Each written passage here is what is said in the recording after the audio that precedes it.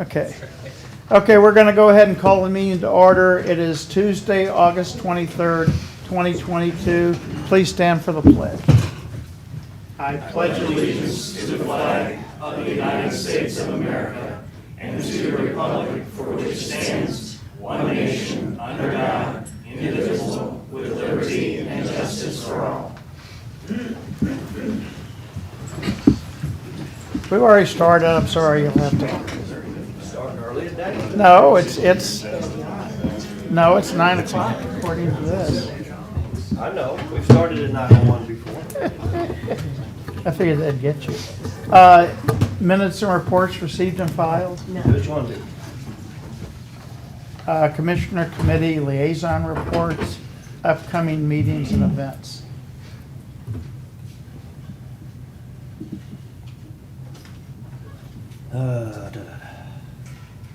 I got a budget committee meeting for Cole County Extension tonight. We got the ad hoc education group meeting tomorrow morning. I think that's about it this week. I have a Midmo Regional Planning Commission meeting tomorrow in Ashland and a Thursday Heartland Port Authority meeting. Yeah, I'm going to attend that ad hoc education meeting tomorrow. Thursday morning, Governor Parsons doing an address over in Columbia on special session at 9. And then I have a Medal of Honor winter meeting at 1, leadership forum at 7:30, and then we are touring the St. Charles 911 Center, I think at 1 on Friday, so that's all I've got. We are going to postpone the broadband discussion and survey for another week. So we will go on commission comments. Bids and contracts. Signing of annual peopleware agreement for Recorder of Deeds office. Yes, please. Debbie? No, you got it. Well, this just is an annual, it's really not an agreement, it's an extension to the existing contract for another year of maintenance for this particular software. This is, however, the software that is going to be phased out. Yes. So Jill has that language of where we can The just. original agreement has it automatically renewing upon paying the invoice. So really, there's no action really needed today, other than to let you know that we're going to go forward with this one as well as the other software. Okay, we're good. Okay. All right. Okay? Okay, then we will do signing of iCounty Technologies contract.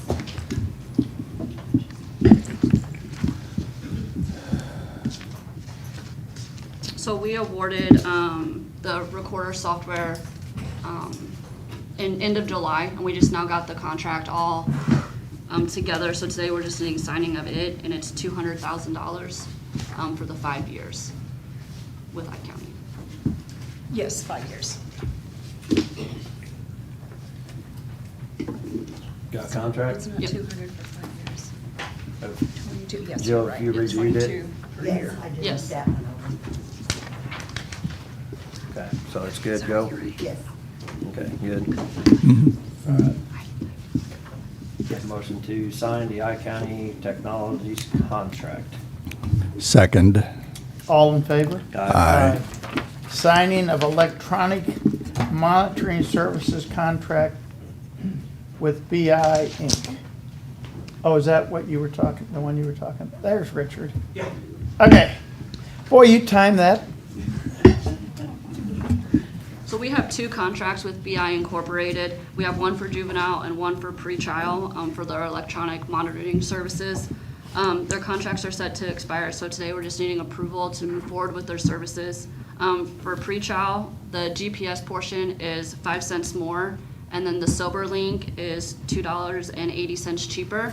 So overall, it is cheaper. And then with juvenile, the pricing is staying the same. They're just transitioning them to new equipment. Okay, you got the contract. Mm-hmm. Have you reviewed the contract? Jill's looked at them both, yeah. Okay. There's two different contracts. Okay. Toby, do you have any issues with what we've used and what we're going to use? No, we don't provide Okay, good.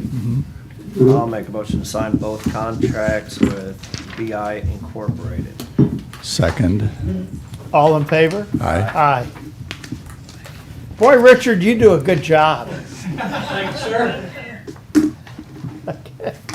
Okay, unfinished business, new business accounts payable review. I'd ask for approval of accounts payable pending review. Motion to approve accounts payable pending review. Second. All in favor? Aye. Public hearing for setting of 2022 tax levy and approving the county's tax levy for 2022. Is there anybody here to speak on the tax levy? Seeing none, we'll close the public hearing. Do we have to have a motion to do that, or you just close it? Oh, Or a motion to open and close, probably. Yeah, probably. Okay, I'll make a motion to close the public hearing for setting the 2022 tax levy. Second. all in favor? Aye. Aye. Okay. Okay, I did send you guys my recommendations as far as the tax levy goes for 2022. There's that formula we have to go through to even out the sales tax and the rollback portion. So if you would like to approve these tax levies separately, we can do the public works tax levy. Basically, no increase there. It would be .2779 as far as what the tax levy will be for the 2022 year. A motion to set the tax levy for public works at .2779 for 2023. Second. All in favor? Aye. Aye. And then I would ask you to set the general levy, general revenue tax levy at .0665, and that's where it comes to even balancing out the sales tax with a rollback. This one got a little complicated, Debbie, because of, well, first of all, state law requires us to estimate the sales tax, and they require us to estimate it by taking 2 times the first 6 months. Yes. When we know, based upon our August numbers, that's not going to be accurate, but we have to do it by state law. And the other thing that played into it was the property tax assessment has grown faster than the sales tax revenue has grown. And that's also probably attributed mostly to the personal property increases due to new schedules the State Tax Commission requires the assessor to use for personal property for vehicles. Yes, most definitely did. Most of that growth was all there, and a little bit of new construction. Right. Other than that, there was not much change at all. Right, actually there was a reduction. Yes.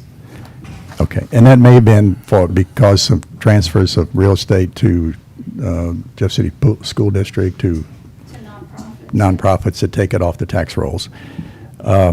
So the current rate is .0619. We're going to set the rate at .0665. A very small increase, but because the calculations are state mandated, that's what they are. So I'll have a motion to approve the general fund tax levy at .0665. I'll second it. All in favor? Aye. I just want to comment on that too. If you want to have that explained to you by Debbie sometime, Yes. have your head explode because there's a lot of moving parts to it. So Yes. Harry dove down into it and even looked at some other different numbers too, apparently. And I did. I estimated the sales tax based upon 8 months actual and 4 months estimated. State law says you have to use 6 months actual and 6 months estimated based upon the first 6 months. And you might note that our August sales tax collections were 34.5% higher than August of last year. But it is what it is. yeah, I have a feeling you're gonna get to do that. I told you so at budget time this year. Yeah. It's sitting pretty good right now. Okay. So we had a motion and we approved that. right? Yes. Okay. Then we will, first reading of budget adjustment number 9. Okay, there's no action today. This is for $8,745. It's for insurance proceeds that we received on a vehicle, and it's at Public Works. So I'll bring it back up in 10 days. Okay. Then we will go to our ARPA funding for our internal applications, which is why we have all of our, Teresa's online with us, just to help us, support us, back us up here. There she is.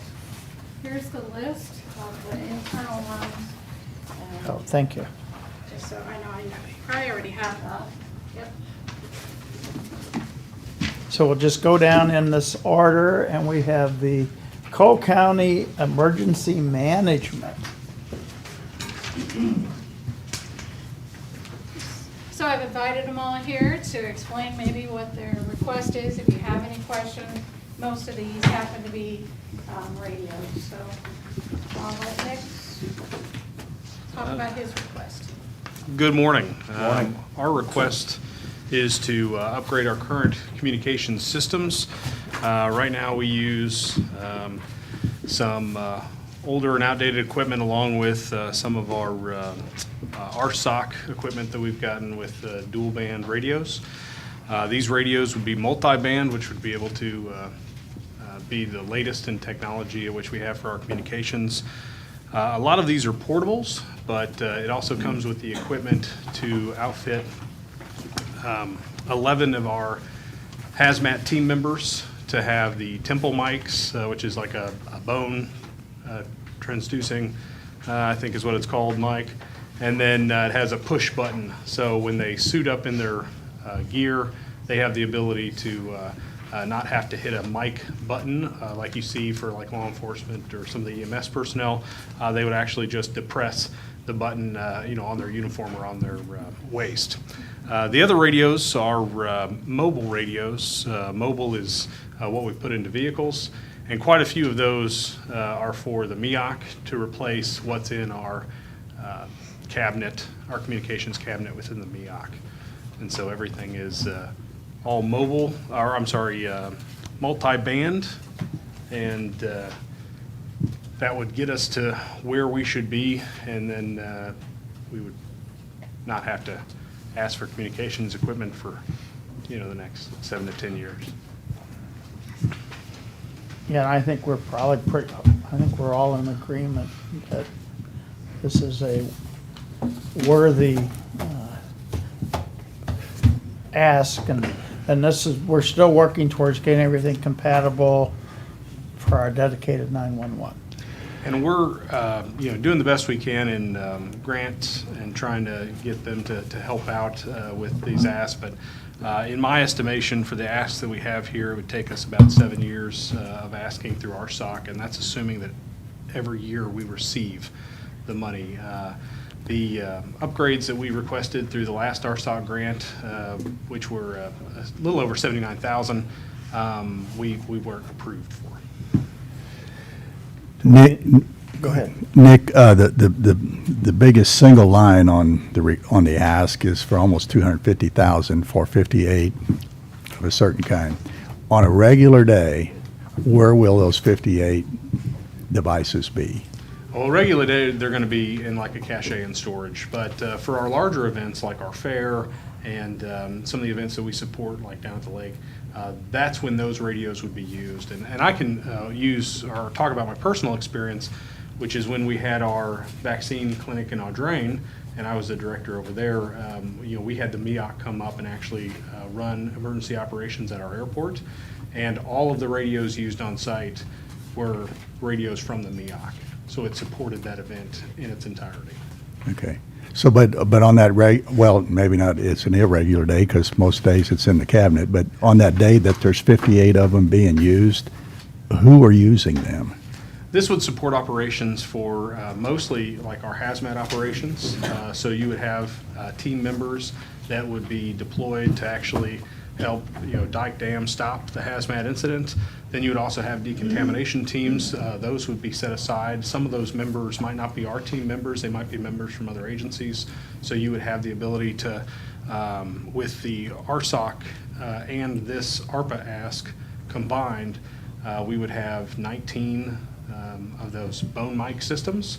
So we'd have the ability to outfit the entire team and then whoever comes to join us for like decontamination efforts. Okay.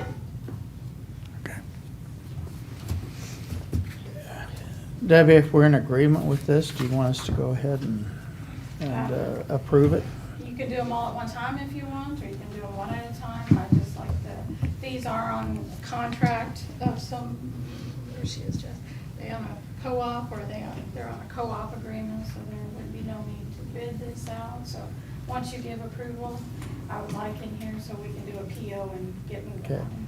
Well, we can do them all first, and then if, Yeah, I we mean, can do them all together. okay. And Okay. the next request. Next is Cole County Emergency Medical Services. Thank you guys. Thanks, Nick. No parking, no peace. You're supposed to be late, Sheriff, I'm sorry. I know, you tried to take it up while I wasn't here, it didn't work, did it? Morning. Morning. So our request is for 8 mobile radios to be used in our communication center. These radios, again, are the dual band interoperable radios. And what this really does is allows our communication center to be able to monitor and talk on a wide range of radio channels. Where we saw this come into play, and we had put this in motion long ago, but it really played out during the bus accident. We were running a large-scale incident on one of our radio channels, and currently our communication center does not have the ability to dispatch and talk on a separate radio channel. And where this gets very complicated is if we're down there running a large-scale incident, there's another medical emergency in Jefferson City, and now everybody's talking over each other, talking about 2 different incidents on the same channel. The way that we mitigated this on the night of the bus accident is our dispatchers actually got a portable radio, stuck it on their desk, and had to dispatch that way. This upgrade would allow us to incorporate that into our normal dispatching software so they can talk and select all of that sort of stuff on their computer screen.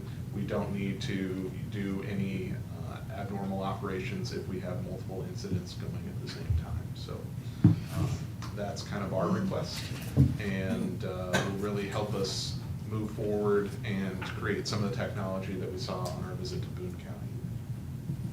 And again, I think we're all in pretty much agreement with that. What was the price tag on that one? Is that the 31? Yes, they did go down. It went They did down. Gold Star for that, so theirs is a 31,724.40. Thank you. Okay. Any Any other- questions? Must have missed that. You hear that? Gold Star. Your car's being towed. Anything else for us? No, thanks. No, All right. thanks, Chief. Thanks, Chief. Okay, Cole County Health Department. So we are asking for 3 portable most-win radios, same type of radios as everyone else. We currently have 3 portables and 1 mobile. Our 1 mobile is the dual band, the portables are not, so we're just looking to upgrade the 3 to dual band most-win radios. Okay. That's the right price tag then? Okay. Okay. Just skip to the sheriff's one. And again, I think, get to the sheriff's? Yeah. Oh, he said he's gonna be late. He wanted to be last. It's because he was late. Everybody picks on the fat Thank kid. you. I know, come on. Okay.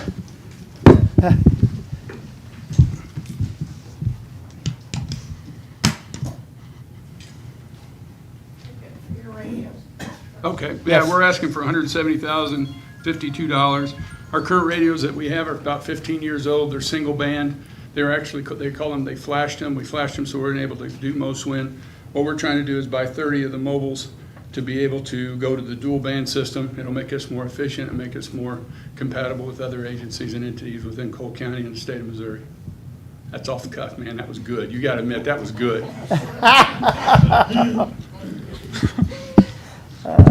And we're also asking for, I can't remember how much it was for the Narcan, 5,000? 5,000. So we don't have a grant anymore for Narcan. We were going through the health department. Did I point in the direction? Where you at, Christie? Oh, sorry. You're usually behind me. So what we did was, if we do the 5,000, we'll be the caretaker of that, since they did it last time. And then we will make sure that the health department and juvenile both have enough Narcan on hand, and we'll provide the training, which is a video, so. So maybe if you can approve all of those as a package deal together or something. So we have 5 of them. Yeah. Or do the radios and then the Narcan, it doesn't matter which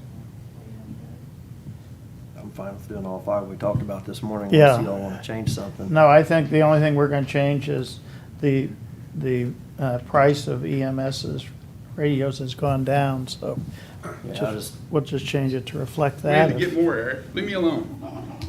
and then the Narcan at some point when maybe there'll be another grant available. And that's what we're hoping. And this should last us a pretty good while. We tried to get him through EMS, but EMS is just not cooperating with us at all.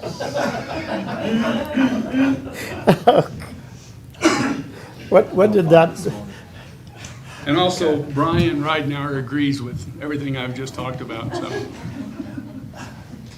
boy, you went to the doctor, he must have given you I've had a little bit of caffeine today, so.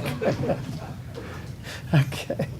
Debbie, quick question on these radios. The chief, Eric's number dropped. Is it just because we got more accurate numbers or later numbers and the other ones had already dropped, or? We had asked them to go back and make sure that their request was what they wanted and the quote was still good, and Eric did come back with it. Yeah, one of the reasons why is, as we developed this process, we were trying to figure out where the radios best fit. Our initial plan was to replace some of the radios in our vehicles, but since these radios are now going into communications, they need less antennas, less hookups, that sort of stuff, so that's why the number went down, just a little bit different equipment. Okay. All right. So could you maybe approve the 5 requests that are on your list? Funding. Okay.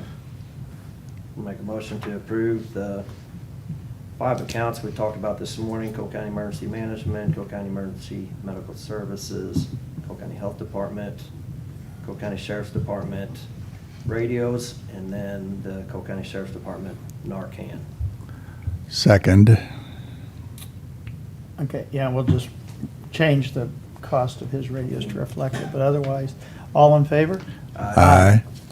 Okay. Thank you. I do have Thank you, one more guys. that's on that list that we kind of delved into from last week, and that is the county clerk, the voting machines.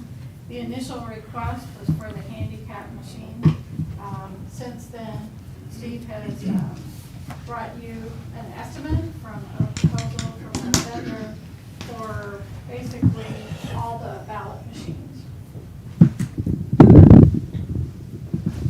And iPads, right? Yes. So, So Unison priced all new machines, both handicapped, physically handicapped machines, or visually impaired machines, and then our optical scanners. So that'd be all new machines, and then our iPads, of course, the software's expiring, so we have to get new iPads. The proposal I sent out was from a totally different company. It was 10X. Atkins sells that now. The ones we currently have is No Ink, and they would be a little bit cheaper if we went back with them, but I'm still waiting for a bid from them to get. and officially, we would have to go out to bid for this. I know the state, correct me if I'm wrong, Secretary of State has preferred vendors, Right. approved vendors that you can only buy these from. Right. But when we did buy them the last time, we did bid them out. Yes. So we would have to go through that process. I'm just here today to ask, should we go ahead and bid that out? Be it the whole system, just the handicap, everything with the iPads, what is your pleasure to look into? What's the age of the voting machines we We bought them in currently? 2016. 2016. And according to Atkins, the technology then was already 7 years old, so.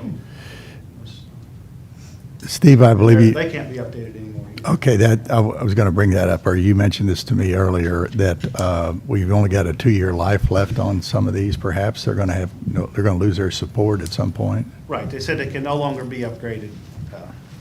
So it was just a 12-year technology, they said, so you're going to have to get them soon or 2 years from now. So this cost on there is an estimated cost. Again, we'd have to go out to bid. So you just need us to give you approval to go out for bids, so. Yeah, I think we're gonna have to do it at some point anyway, and this is a one-time investment, money that we can use and get it done. You sent us the other emails that showed us the comparisons between them, and there are a lot of differences between them. You might send that to Mr. Haldeman as well, because there's some good information on that email Okay. about what the difference is. Just the technology changes, or just computers, and it just changes. Well, as simple as carrying them around, one folds up into its own case and things like that. They're more portable. Some of And they them- got covers, they're more secure. They Yeah. lockable covers on them and stuff. These other ones don't have covers. So are we good to go with the whole thing as far as that goes? I think we ask for everything that we might potentially purchase, acquire, so. We'll keep it kind of separate in the bid, those 3 items. Okay. Okay? All right, thank you. Okay, thanks. Now, I also do have Teresa online with us. She's being very patient, but. So, Hey, Steve, are you sticking around for a bit, or I can if you want. I wasn't going to, but I can. I'll put you on the spot and say, can you be here at next week's commission meeting? My conference. Conference is next week? Okay. I know we had some people here that had some questions, so we were gonna maybe try to put them on next week's agenda. You go the week after. So- if you want. Yeah. Next week I'll be gone all week. I think they're trying to get something done before September 3rd, that's when the records or whatever get destroyed, so. I don't know. I just wanted somebody here from the clerk's office that can answer the questions, because I think we were being asked the questions before, and I didn't have the answers for them, so. I don't know if it's What they statute that requested needs to is be not changed. releasable, so. it's by statute, so according to the Secretary of State, we can't release the information they're asking for. So, I don't know if you want to get into that now or not. but- Well, we'll finish this up, but I don't know Yeah. if we want to just, we can go back to old business. I didn't know exactly, I don't know how far deep we want to get into it here. I know you've talked to him some about it, but, so, we'll do this real quick. okay, do we want to do Public Works and Pringer Center as well, or? No, I don't think we're ready to do Okay, those. okay. We could get an update from Toby, or do you care to share we met with the architects last Friday? So we met with the architects last Friday. The building study that was approved is progressing. We anticipate hearing from the architect this week. They've come up with a couple of different designs, one for renovation and one for a new building. They've given some estimates on numbers. I don't have those. Thank you. I don't have those with me, but about $6.5 million. They would make the detention facility compliant with detention standards and improve rec space, security, and outcomes for children. What year was the Pringer Center built? I believe 1993. Yeah, I was gonna say a lot of things have changed since '93. A lot has changed. Detention standards drastically adjusted. The expectations for youth held securely. Is there gonna be like half and half for residential and half for detention? Or do you So I know, don't- do you I have don't it have- split out by chance? Because I think there's a big question on that with the ARPA money. We gotta. We do keep in have the mind. square footage, and I can get that to you, square footage of what each unit would be. The detention facility design is to hold 8 in 4 pods, so 2 in each pod. And the residential unit is designed to hold 7, which can be a shifting population based on how the doors are managed. Will Teresa address that detention side of that in her discussion? Teresa, are you comfortable talking about that? You know, the information we had found out and stuff about the detention part and whether that's included in the ARPA funding or not?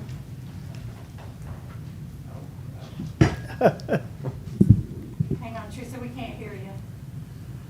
Brian, where you at? I think Eric took his seat.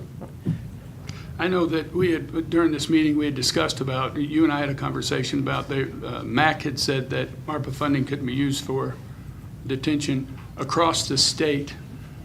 Jails, they have used ARPA funding to upgrade and fix jails. So I don't believe that's correct, and the fact that MAC is probably wrong doesn't surprise me either. So I am doing some research. I sent out some information to other sheriffs, and I'm hoping to get some stuff back on that to be able to help on that, because I do think you can use that money for the detention side too. There's my 2 cents worth. Teresa, can you hear us? Oh, can't hear you.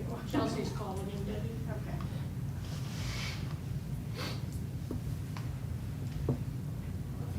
There definitely is a spirited debate amongst different entities about that. Well, and I could see more so that it wouldn't go for the adult side, because we are strictly a holding facility, but the juvenile does more than that. They deal with the Behavior modifications. behavioral modification. So I don't think that it coincides or fits within that parameter of what they're saying. We are not just a holding facility. We provide programming and redirection, behavior modification while they're being held with us. So we don't have anything to do with recidivism. It's not our job, we just hold them. She does. Their entity does. Teresa, can you hear us or talk now? Nope. Nope, still can't. Okay. So basically, we're all on hold because of Brian, is what I'm hearing. I put the speaker on before he left. And the last person to talk on this was Eric Hoy, so. Chief Eric. No. I'll be all right, leave me alone.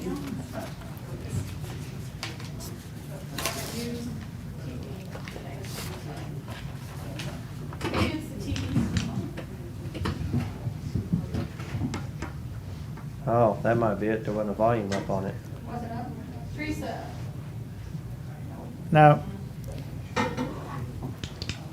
Music comes on, so it's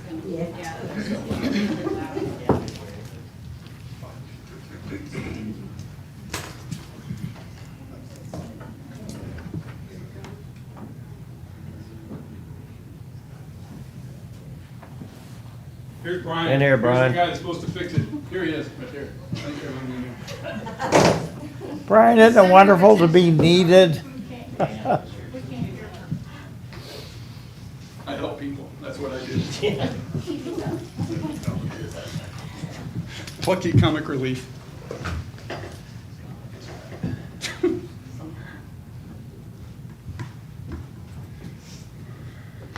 Just waiting on Brian. No pressure. No pressure at all. The TV looks nice up there, Brian. We're live. It does. You can see the whole This screen is still now. live, right? What's the warranty on this TV, Brian? 3 years. About 15 minutes. 3 years? Yeah, Then the other one would have still been covered. yeah. Assumes the installation was correct. Yeah, no, we're not gonna guarantee the installation, no. Pretty shoddy God, there. everybody's picking on them. We didn't say who installed it.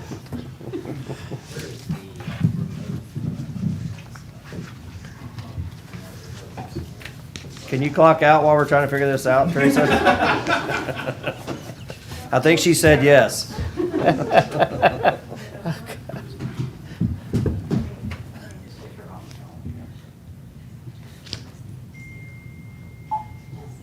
Oh, Okay. Talk, Teresa. No? Can you hear me now? Hey! which one? There we go. Here? OGO, you're good. Have too many So for the record, remotes. once again, Brian Reinhauer. That was on this. Saves the day. Brian Reinhauer is the man. Saves the day. Thank you, Brian. I think Brian should stay for the rest of the commission meeting. Well, just Debbie, in you case. tried every one of them except for that one. I should have known there was more remotes.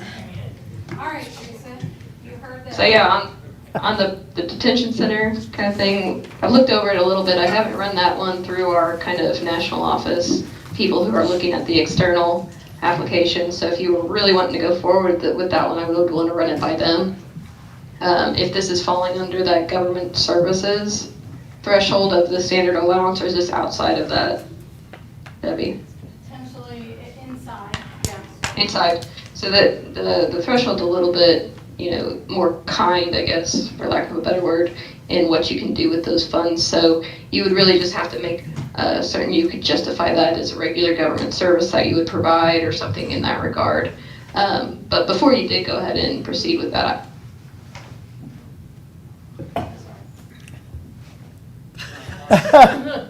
Brian? Sorry, we can't hear you now.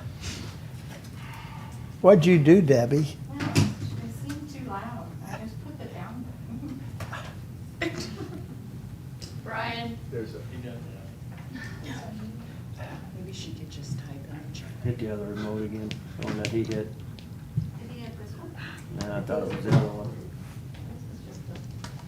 All right, Teresa, talk. Nope. Here. I'm so sorry. You put all these toys in front of me. Turn that one up. Nope, I don't think it was that one. Turn off the mute for the overhead one. There was something with the overhead one. This is an absent. No, it's the black remote on the right. This one? No, the other right. The right or this right? Okay, that's gonna be I very think, loud. I think the fact that we're gonna keep pushing buttons, I don't know if that's a good idea. I'm just saying, we might wanna wait till Brian gets back here. Just, we had that problem with pilots in the Air Force, they would just keep pushing the button. I'm just saying.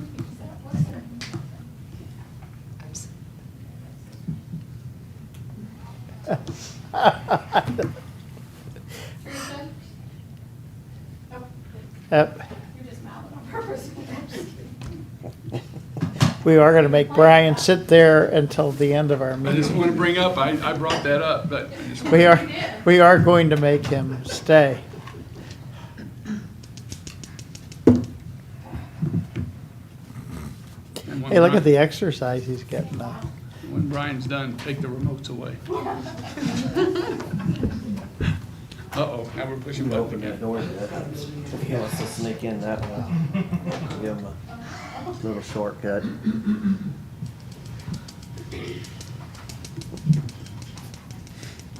Can't hear you, Teresa.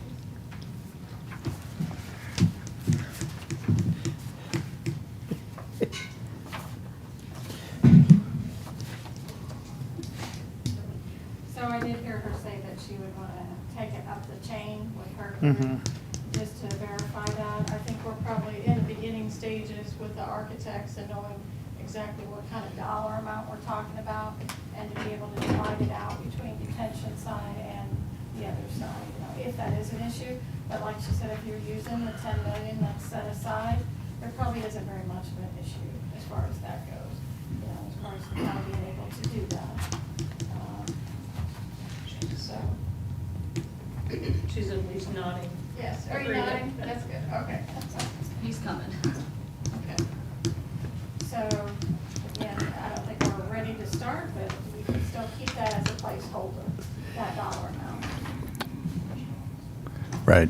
And, but, timing could get tricky on this because of the requirement to encumber these dollars and then to spend these dollars. I know it's several years out yet, or a number of years out, but we've got the architects going. They're going to go on, after we met with them last Friday, they're going to tweak, and we'll meet with them again. We've talked about starting from scratch at a new location. We've talked about Brian, you're not leaving this time. a redo of the Sheriff existing. handcuffing. We let Debbie play with the remotes. Did you say for me handcuffing? 'Cause I don't know if these even work, to be quite honest. It's been a while. You still got them pink fuzzy ones? I can get some of my guys up here. I'm not gonna Teresa, enter that. talk, please. Nope. Do not give us downtime like this ever again. This is not good. I just want to thank everybody for those 10,000 steps I just did. Test. There you go. Yay! Hey, Okay, you're take the remotes, you're staying. put them up on the You're, commission chamber. you're staying. What'd you hit? Test. Volume. We hear you now, Teresa. All right, Teresa. So, She was pressing good? down. Yes. got it. So do you have anything else to add on that as far as that goes, the detention part? No, just echoing what you said, Debbie, that there is that kind of lower threshold for the government services to be able to do those projects, but I would want to run it up the chain just to make sure something kind of like an infrastructure project with the $10 million standard allowance. I think you still have to have some justifications and capital expenditure kind of things to work with those. So I want to double check that, make sure that you were covered in that respect as well. Okay, and we're still in the beginning stages, so we're still worried about the timeline as far as having it encumbered by the end of '24 and done by the Sure. end of '26, so. And you guys have any other questions on that topic with Teresa as far as that goes? Nope. Nope. And as far as the other project, which is the Public Works, I think it's about the wording of that. And I honestly hadn't had time to talk to Eric about that. And if that's acceptable, I did send you that email as far as that goes. And Yeah, I've just done my initial kind of look at it, and based off of what he's got, kind of the justification there, it looks like it would be allowable. Again, same thing, if that was something you were gonna go forward with, I'd wanna kind of run it by the rest of the team, make sure I get some other eyes on it, so we get a full yes for that one. The wording floodplain management is viewed differently than what we intended it to be. Flood mitigation for stormwater issues and flooding concerns, that's what this project is about. And so with that said, it qualifies under that. I think, for the document we provided way back when, I think we just modify that and take out the word flood and just call it stormwater, remedy stormwater issues, so. I think that solved that issue, but the project clearly is for stormwater detention and stormwater related issues, not for floodplain management. Correct. I would ask Public Works to continue on that, maybe update that ARPA request to apply for all of that, and then I can hand that over to Teresa and her group to review again. Yeah, we'll modify the submittal and go from there. Okay. Anything else with? The only other thing, I did send a few of the applicants to Teresa by that email that I sent you after the last meeting, that you wanted her to start looking at some of the other ones. And then we talked about a potential award letter going to these entities, and then basically following through with a subrecipient agreement, if everything goes through as planned. So she's working on those and getting those approved, and working on an example of an award letter that would be, that would have all the legalese in it. So here we go. Well, one of the applicants or requesters, part of their package has got state tax credits in it. And I asked if we could, if we do make a contribution to them, if we can make it contingent upon them acquiring those tax credits, because the project, I don't know if it's a go or no-go based upon those credits, but so that I would like to see that pursued. If we can have a contingency in the award that says, well, there's going to be a contingency with respect to the time, the encumbrance, and the spending. Can we also have a contingency for another matter, which is your acquisition of the tax credits that you plan to get? Sure. I would hope that would be in all the award letters based on what particular project it is, so that award letter would be tailored to a particular entity. Okay. It's just getting started, getting that out there, making sure that on the surface they qualify, and then putting all those stipulations in the award letter. So just like that. Okay. Because you did ask me to check with the city as far as what they were having. They do not have anything yet, just what their council is telling people as far as, sending something to the recipients, But I think the award letter would be a nicer way to go, and then we'll work with each vendor then. Will we have some answers next week on those, do you think? Teresa, I'll put that in your report. Yeah, so we have a team out in southern Missouri that's looking it over, so they've started that. I've got a call at 11 to kind of talk through what they found so far today, so I think we should be able to have something by the end of the week for you to look at. I would kind of ask you, I don't know what the process was for giving us those particular applicants, but you might just want to make sure you're documenting that process of how you chose those ones to give up to us to review if you haven't already, just to make sure that's very clear to the applicants of why those particular ones were given to us to look at. And also to remind that this is not the standard allowance, so it's not just that government services threshold, it's a higher threshold for kind of what actually qualifies for ARPA money. So we're going through that pretty detailed to make sure that we're not missing anything, that if it doesn't qualify, we've got really good justification for why it doesn't qualify. I just want to know because we've got one in particular that's got a lot of moving parts, and some of it is construction and new stuff. They're ready to move dirt, and their pricing on some of the things like their steel and lights is going to go Sure. up significantly within 30 days. So if they had a letter of intent, then they can possibly be purchasing stuff. I do know that the soccer complex is intending to apply for state ARPA money too, and having city and county money is a requirement of it. So it could leverage, and our investment could go even farther in that application. Yeah, I think we So- should be able to provide something by the end of this week for you guys, and then you want to present that at the commissioner meeting or just internally too. We can do either way, but yeah, we're planning by the end of this week. Okay. Great, thank you. Thank you, Sure. Teresa. We'll be in contact. Sounds good? All right, Okay. thank you. Hey, Toby, Thank you all. I was gonna say stay here, but if, we'll go ahead and just do your discussion, signing an agreement with Boone County for our juvenile housing services, and then you can run. Thank you.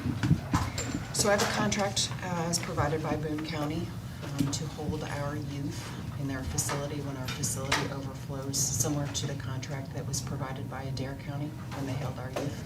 $60 a day per child that's held in their detention facility. Judge reviewed the contract.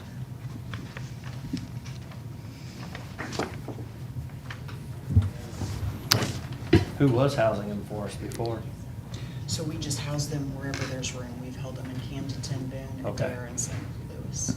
So this should allow us to keep them all at the same one, and No, it just allows us to keep one there. They won't hold a youth for us unless we Okay. have a contract with them. Okay. yeah, no problem. You do. Make a motion to sign the agreement with the Boone County Family Court Services Juvenile Division. Second. All in favor? Aye. Okay, we'll go back to our agenda. Discussion of Wardsville Fire EMS Station construction.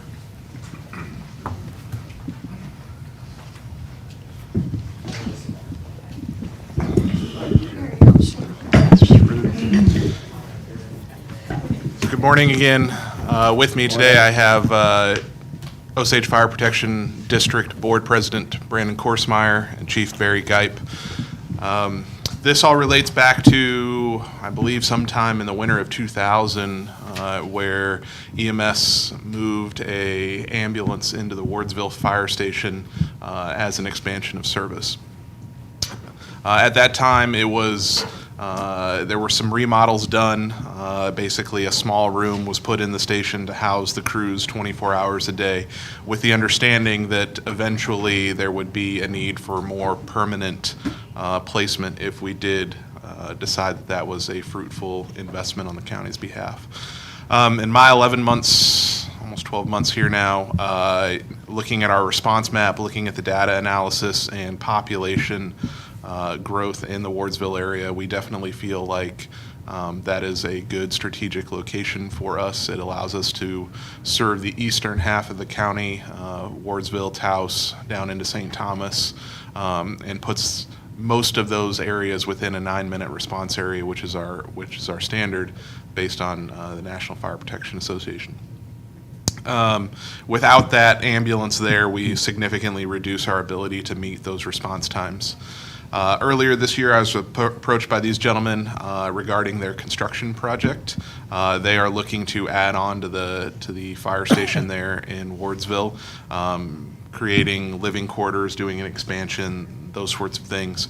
And they asked if this would be the appropriate time to make that ambulance crew quarters more permanent. So they've gone through the design process and kind of laid out what they would like the station to be and where we fit into that. They've presented me with a proposal that includes 2 bedrooms, a dedicated living space, and a dedicated apparatus bay for the ambulance in and of itself that is separate from the function of their station. The price estimate on the portion of our building that they are incurring to construct is $310,000. So they are asking that we go ahead and make a good faith effort to fund that in exchange for some sort of long-term lease or some type of agreement that shares the responsibilities for that space. So what we're looking at today is we wanted to present that figure, have a discussion about that, answer any questions that you might have. If we continue down this path, we'll ask these folks to go back and draw some sort of contract or agreement for the exchange of money and space. And then kind of go from there. Of note, I did build this into my 23 capital budget. We are balanced there. I know the auditor hasn't had an extensive time to look at it. I just presented that to him last Friday, but we were able to balance with that amount, the 310.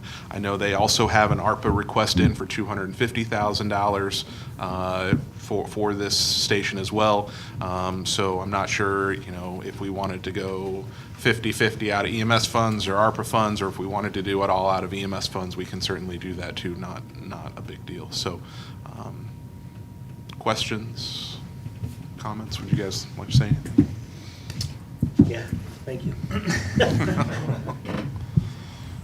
Did it go in 2000 or 2001? 2020. Sorry, 2020. Due to the COVID pandemic. 21 or 20? 20. Gosh, I thought I was out there when they. I think you were. So maybe it was Probably 21. when we did the rebuild out there. I think they've been there longer than. Oh, okay. So there was a We had event the in bedroom. February of 21, but they were already there before that, I guess. I thought It was 20.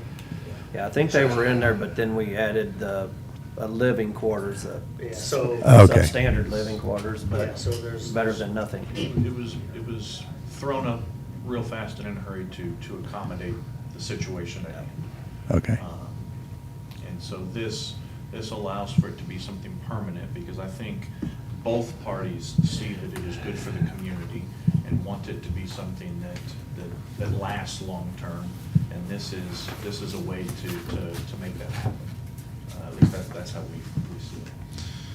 And I think one of the things that we're grateful to have a space and we're grateful to be out there, but currently the current living quarters, I think it's actually smaller than what we have in the county jail right now. So it's a really small living area with a microwave and a stove, and then 2 very small bedrooms. One of the big things that this project really does allow us to do is move to the exterior walls to have some emergency egress and those sorts of things, and really expand out and have comfort for our crews. The way that I look at this is that we're basically getting a brand new station, our half of the building, so to speak, or our third of the building, for a reduced price of what it would take us to go out, purchase property, and build our own facility. So I view this as a very positive. So if we invest 310,000, are we talking like $1 a year lease or something for?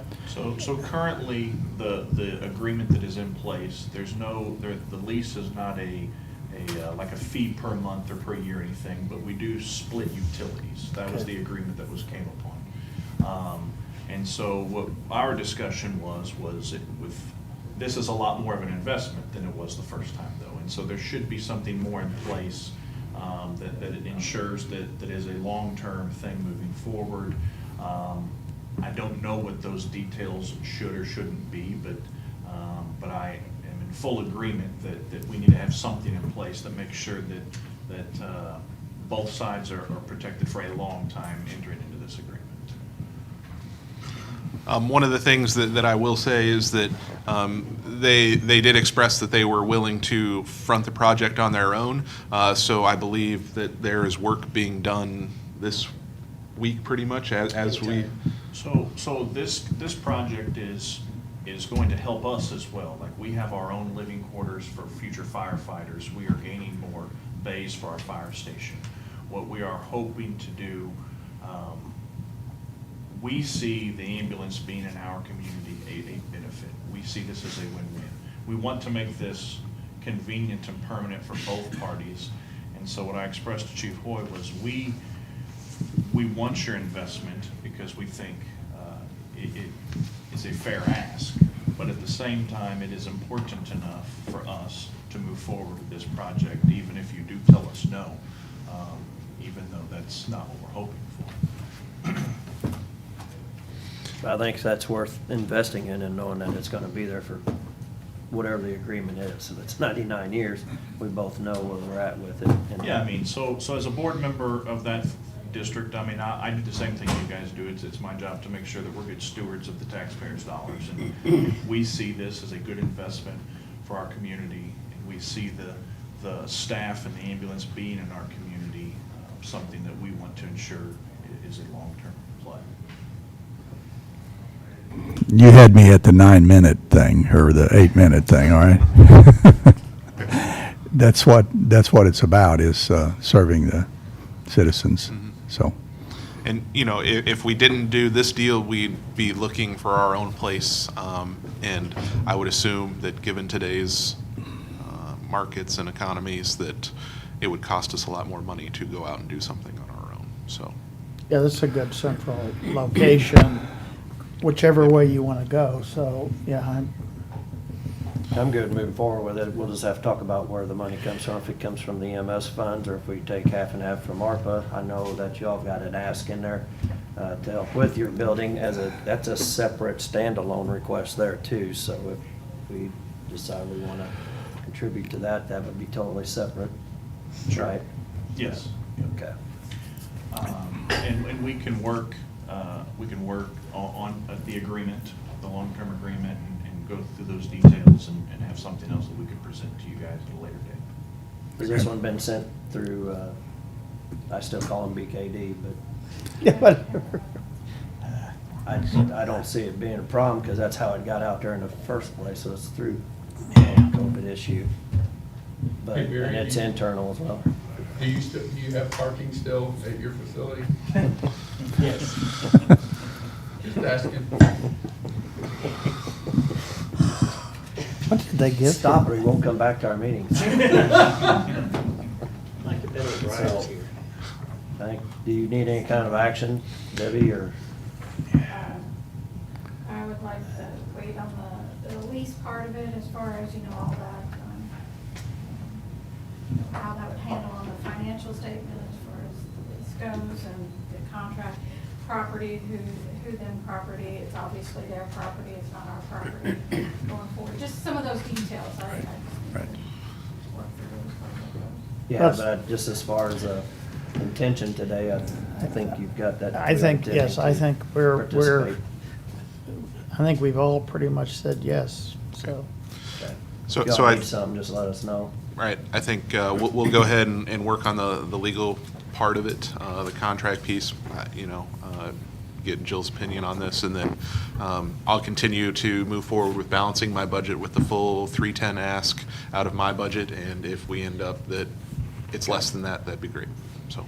And I hadn't sent that one, so I was. It wasn't on the list to ask for, so that's kind of one that came in afterwards, kind of like the voting machines too, so it's an internal. Mhm.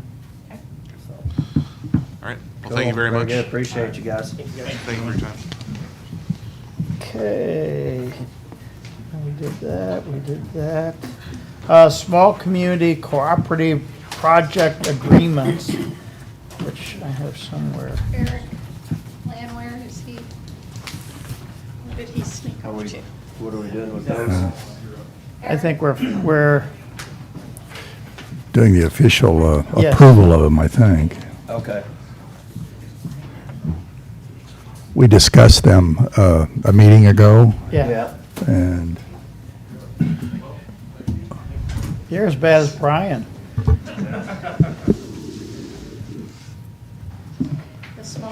We're on the small community projects. So the commission approved the recommended funding amounts from the Road and Bridge Advisory Board 2 weeks ago. And through that process, we sent letters or acceptance forms to the small communities to make sure that they accepted the amount, and they all have. So now the next step is to do the cooperative project agreement. So Jill has the agreements. Sam, I guess you have them now. And so there's 6 agreements with the cities or villages of Wardsville for $250,000, Russellville for $236,489, St. Thomas for $59,590, St. Martin's for $164,798, Loman for $150,000, and Centertown for $150,000. And I would recommend that you approve the agreements. Those agreements have in there budgeted amounts that will be next year and the following year, $600,000 for next year. The remainder of the amount, which would be $410,877 in 2024. So, and it's done on a first come, first served basis.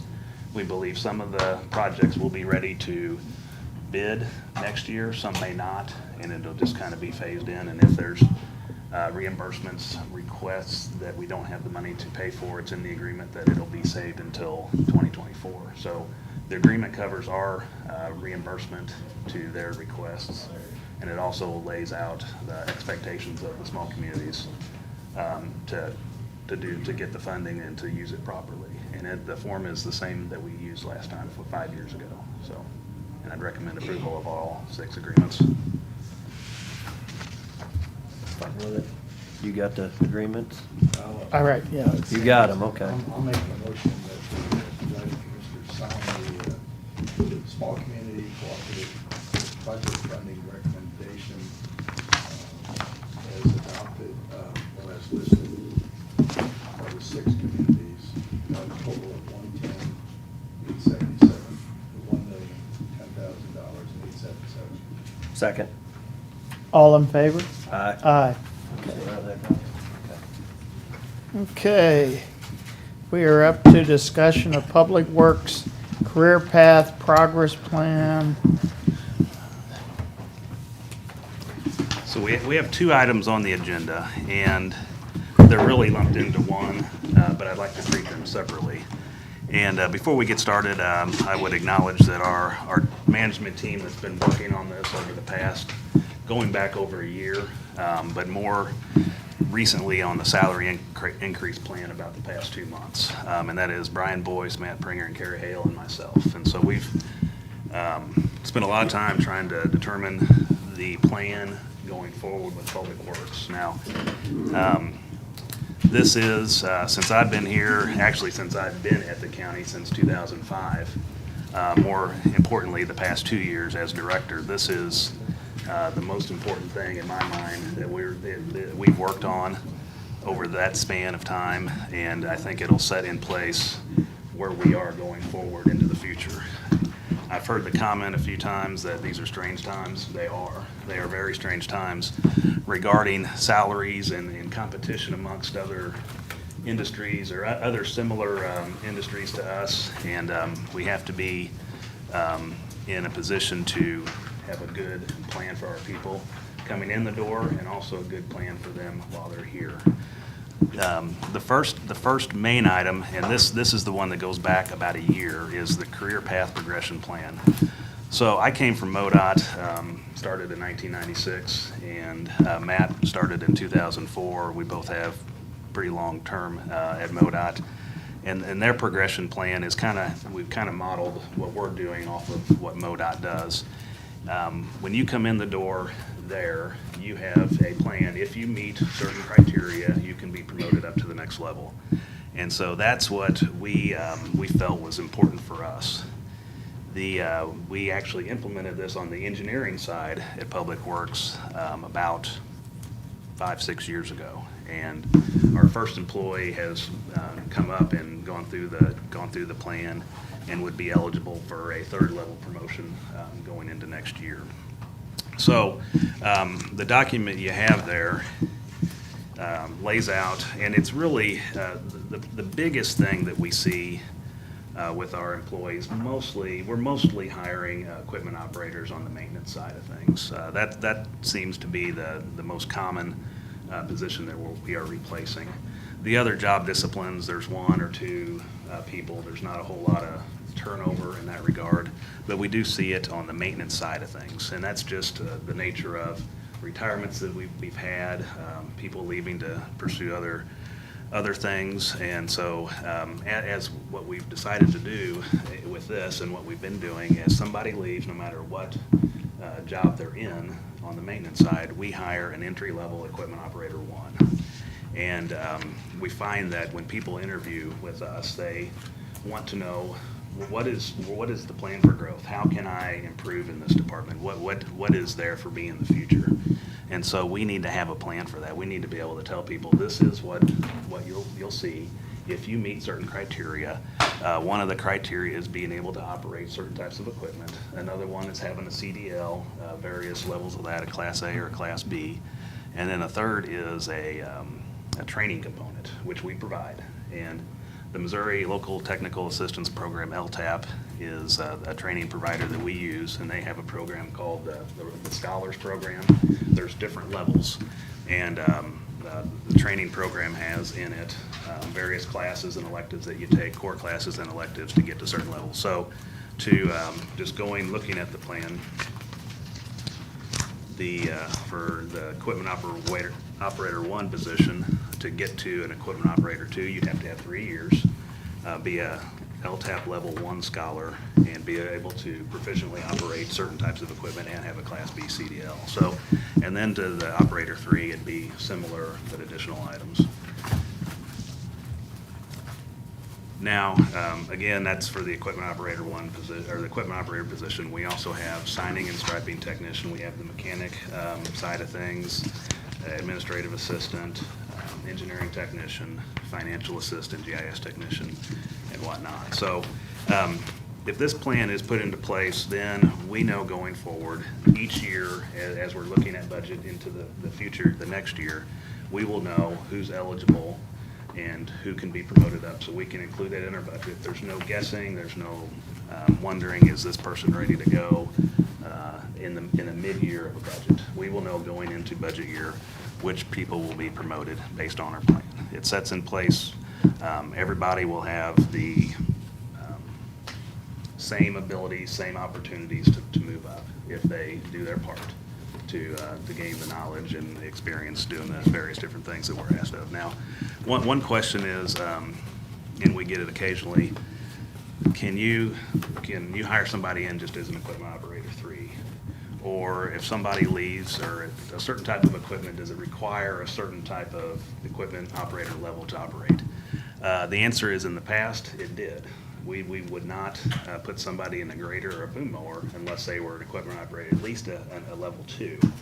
That presented problems for us in recent years because we didn't have anybody wanting to do that, and we had to put an equipment operator 1 in that position, but they weren't ready to be promoted up. So by doing the plan, it doesn't matter what level you are.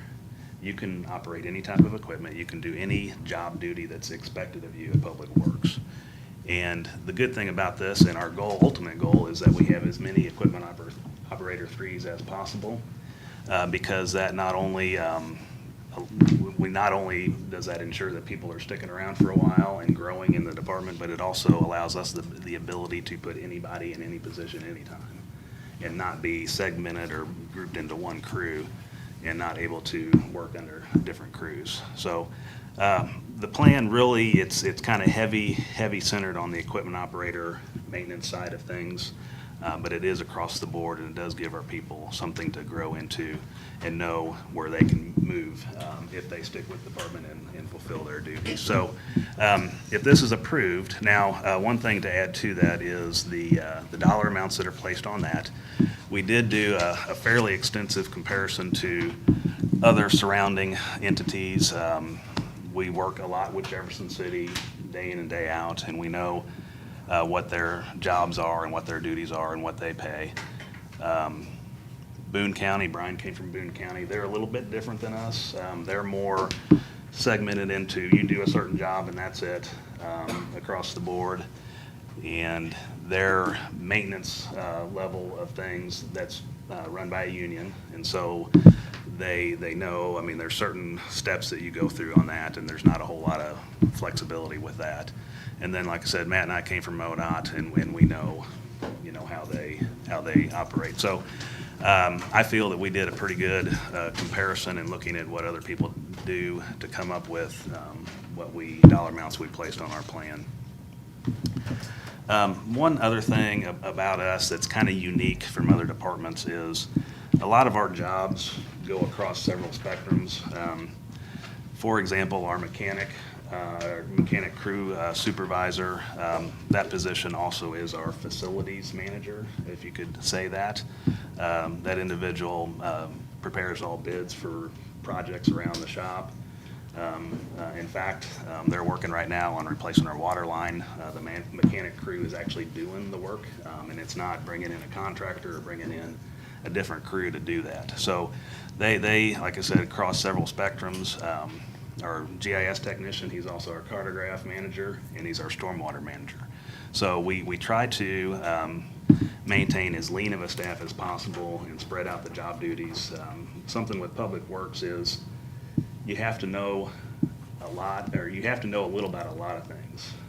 We're not always experts at everything, but there's a lot of things that we have to do. And so we find that, just because you're in one job, discipline doesn't mean you might not spread over other disciplines. So that's a little bit of how this is. Now, we can't compare 100% to other entities. We try, but we're never going to be exactly like other departments because of how we operate and how we've assigned duties to different jobs. One other part of this, and it's not specifically labeled in the plan, but it would be part of it, as we've talked about the new Cdl requirements by the Motor Carrier Division of Federal Highway Administration. They've placed new requirements on that. Now we have to go through a training procedure to get people even qualified to take the test and get it. We have to have trainers. We have to have in-class trainers, and we also have to have in-the-truck trainers. And we do have an employee that's been kind of our, assigned in-the-truck trainer and taken on that task. And we would add whoever that person is at the time, that would be an additional $500 per year. So that's something that shows up on the chart that we provided, but isn't specifically labeled in the career path progression plan. It's a little separate from that, but it is part of it. So going forward, if this plan is approved, what we would like to do now is every employee that is eligible to move to the next level but just hadn't been promoted because we didn't have a plan, or an employee in a certain job title or discipline that is below the starting in the plan, we would bring those up to that level. And it affects, and I don't have the total number, seven employees right now. It was Seven that would move up to the on the road and bridge side. Now that is, and there's two others on the other side. Okay, so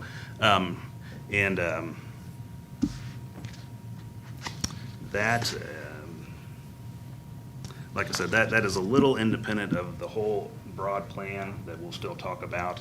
But I felt that, or we felt that getting the plan in place was instrumental to everything we do going forward.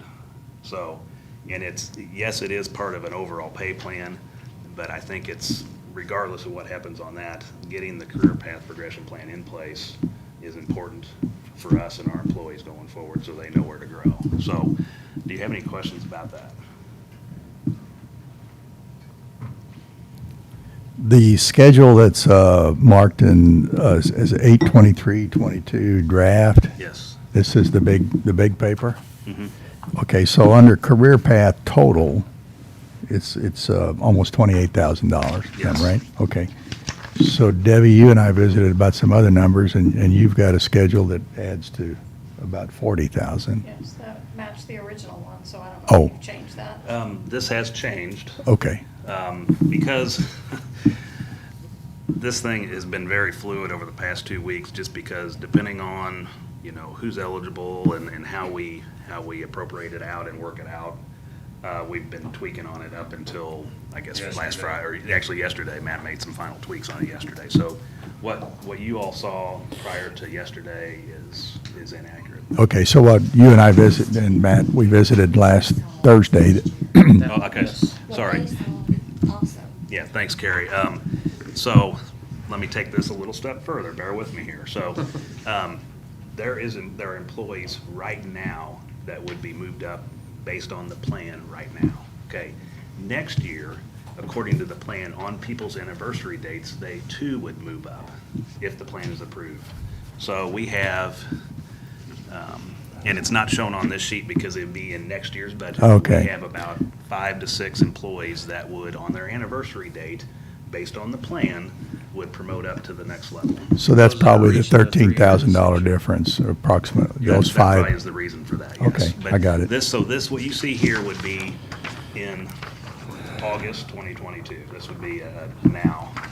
And the budget that we would submit would have new numbers if approved, and then it would have the employees that would move up based on the anniversary date. I can tell you, just looking at it real quick, for example, we would have an engineering tech 2 that would move up to a tech 3 because they have the 6 years in total in the engineering department. And the training component.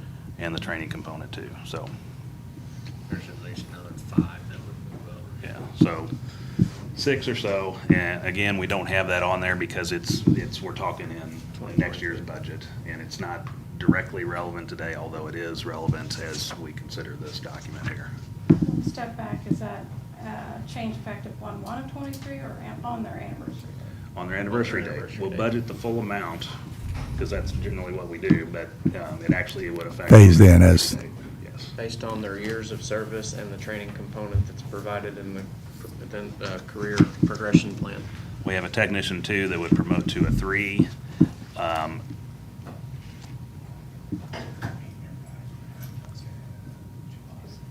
I think it's, the hire date's not gonna show on there correctly because that was the original hire date, but it's gonna be around June of next year. So you essentially got, 7 of 12 months of promotion in there, but we Okay. actually budget the full amount on it. Okay.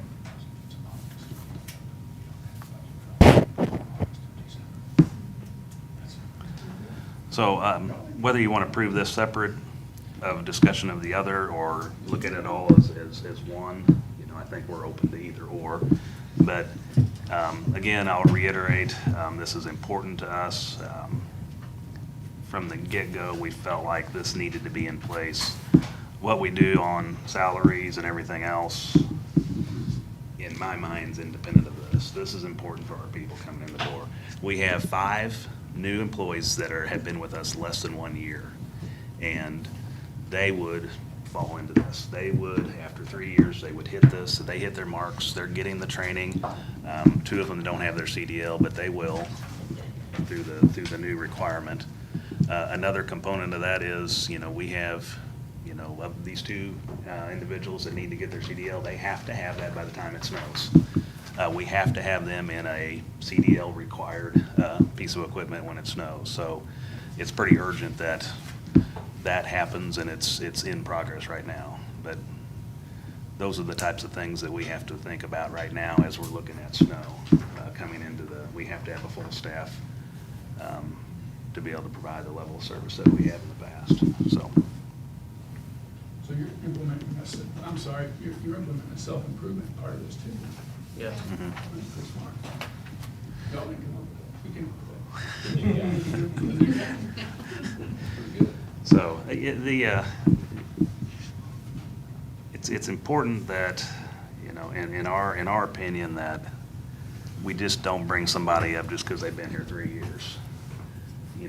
They need to want to do it, and they need to show that they want to do it through wanting to operate different types of equipment, getting their next level of CDL, and doing the training that's been provided. We provide the training for them.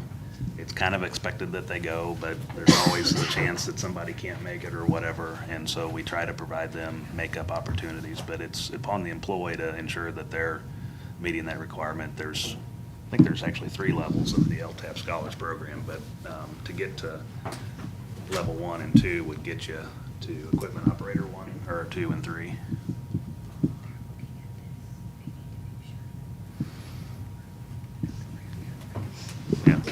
Yeah, and as Carrie said, you know, this is across the board, several items to come later in our discussion, but the career path, yeah, that's what we're talking about right now. Are you gonna talk about all of it and then revisit everything, or? I think that's the question before you. Do you want to approve this career path progression plan in general, maybe? And then talk about the rest of it with salaries and everything as a full component?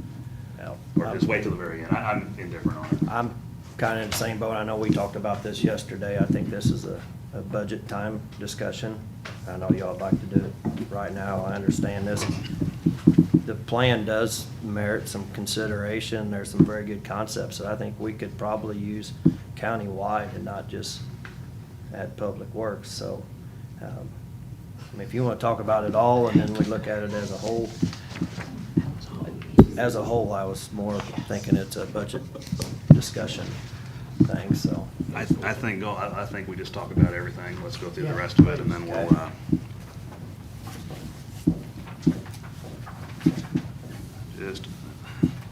So, again, we started the internal discussion about where we wanted to be. The goal of this was to get the career path progression plan in place.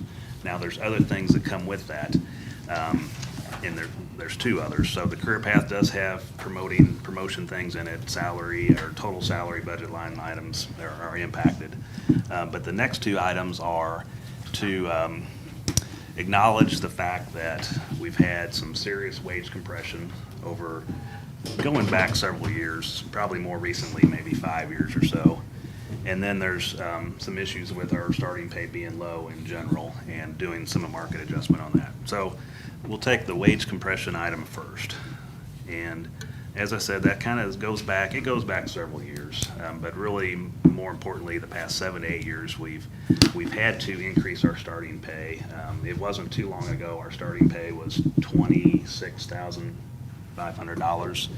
And it got to the point, you know, that was okay at the time, but it got to the point that we weren't getting applications. And so we presented to the county commission, it was approved that we would raise that up to $29,400 or $600, I don't have the exact number.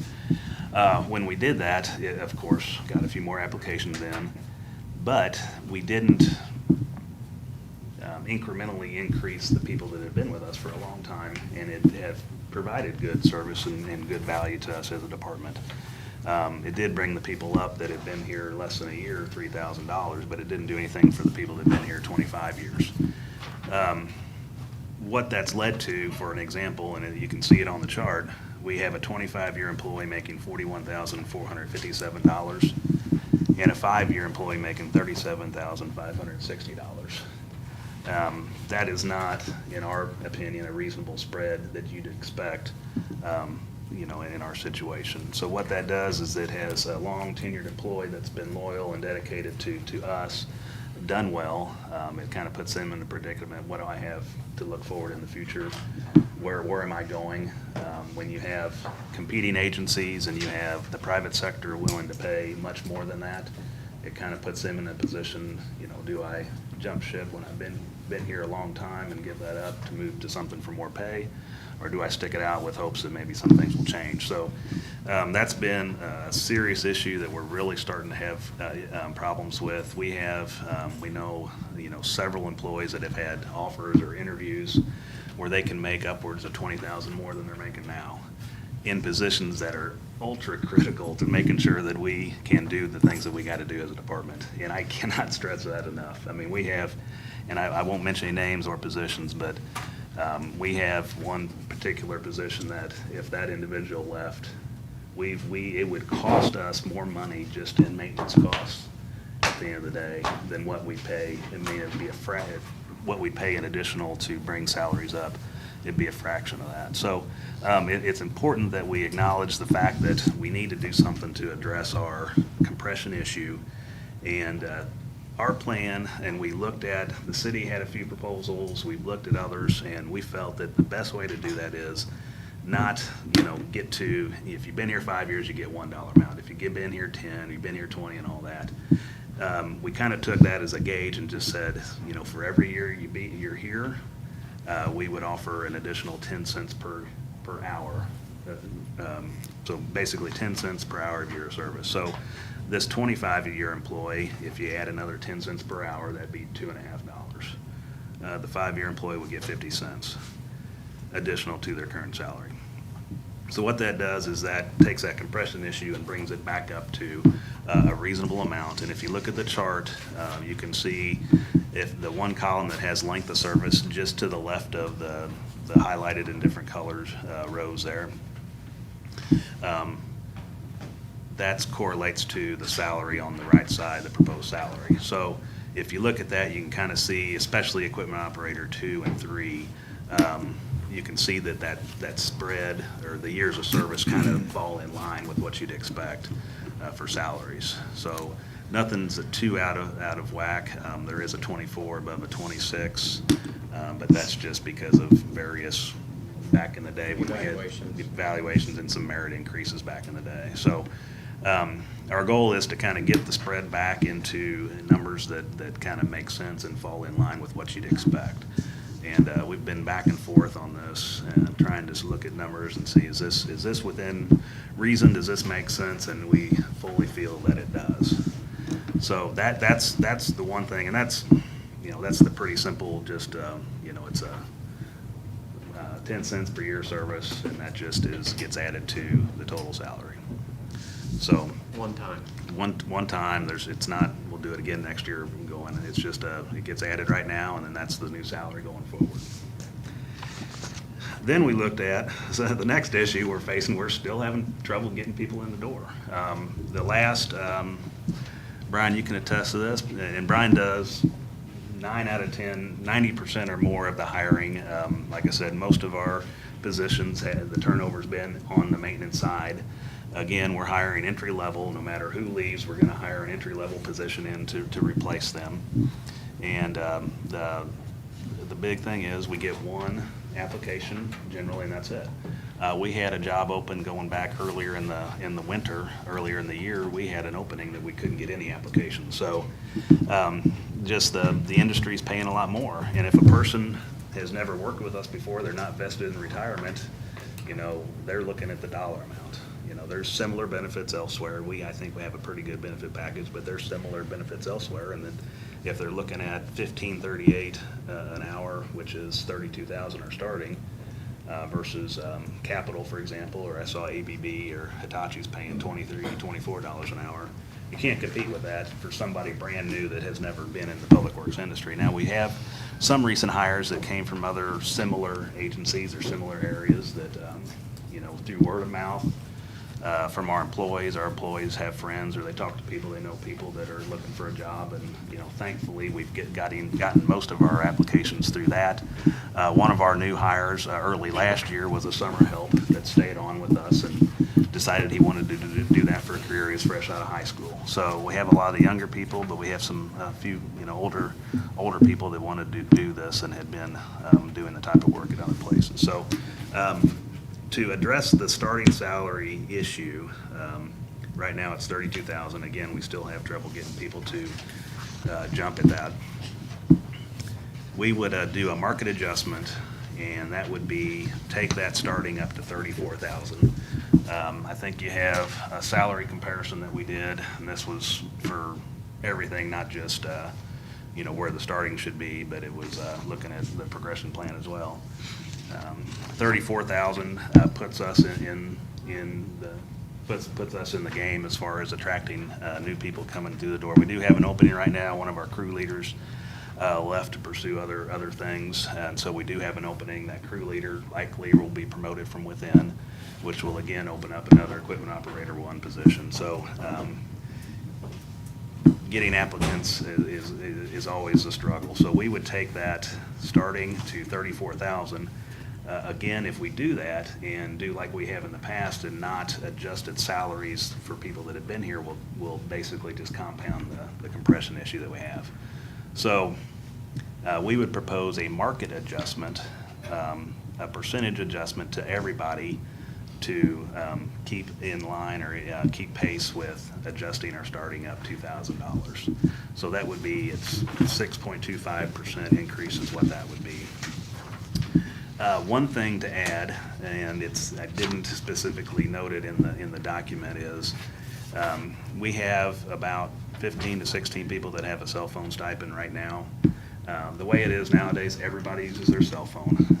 I would have a cell phone and I get a stipend, I would have a cell phone whether I worked here or worked somewhere else. It's required that our employees have a way of being contacted, especially during snow. We use the RAVE system to send out notifications when they need to come in. Similar system that the Sheriff's Department uses, and everybody has a cell phone. We call everybody on their cell phone. We got the two-way radio, but there's certain conversations you just can't have over the radio. It requires the cell phone. 15, 20 years ago, that wasn't as common. You just dealt with it differently, but this day and age, everybody's gonna have that, and that's a tool that we use and expect employees to have. And we felt that the cell phone stipend is something that we can get rid of to offset. Now, it's a small offset, but it would offset some of the requests we're asking for today. So if that market rate adjustment or something similar is approved, we would drop the cell phone stipend at the end of the year for next year's budget. So that's something that I didn't specifically call out in the document you have here, but it is something that we've been working on and felt like that was appropriate for us, just because everybody uses a cell phone the same amount in a given day. I would say some people on our maintenance staff are using their cell more than me. So it's just different job duties require different things. So we would propose to drop that at the end of the year with the new budget.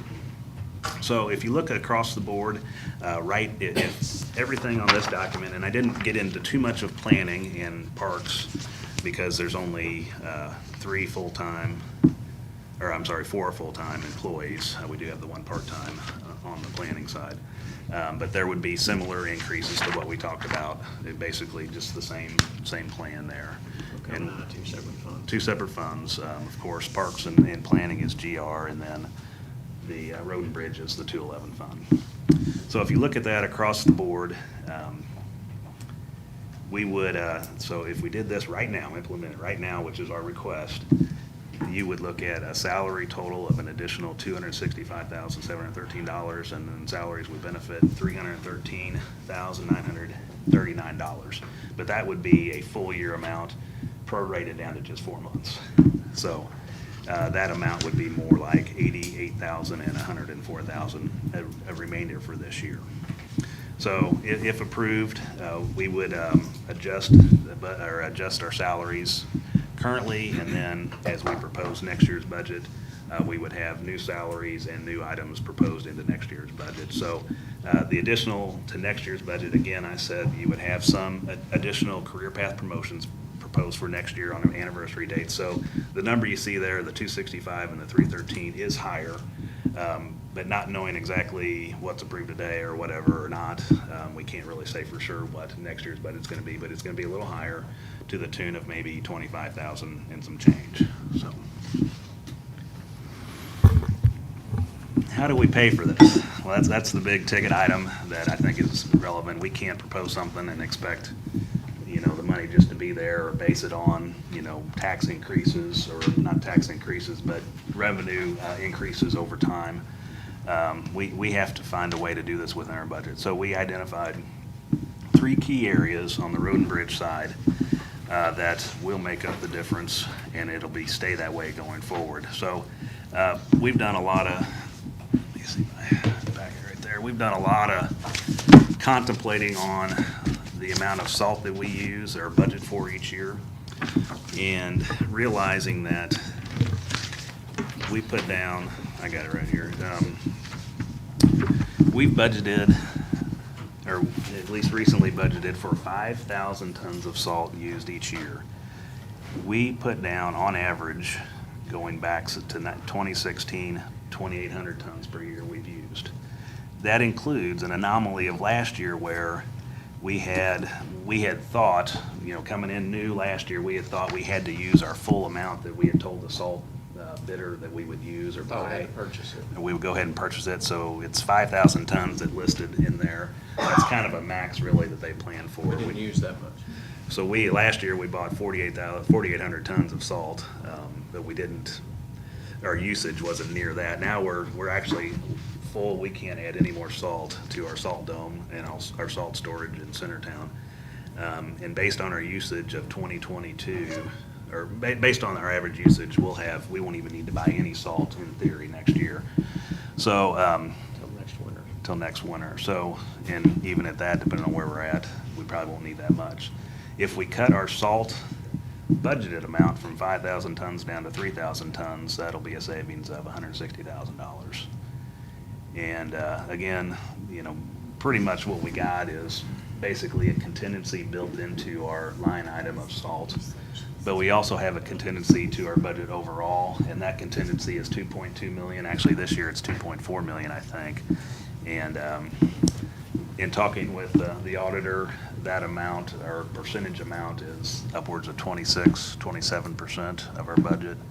And generally, you could look at 15 to 20%. So we think we're very high on what our contingency is in general, and we don't really need to have an additional contingency built into our salt budget. So we would drop that down to a budgeted amount of 3,000 tons. So that would be a savings of $160,000. Can I jump in here for just a second?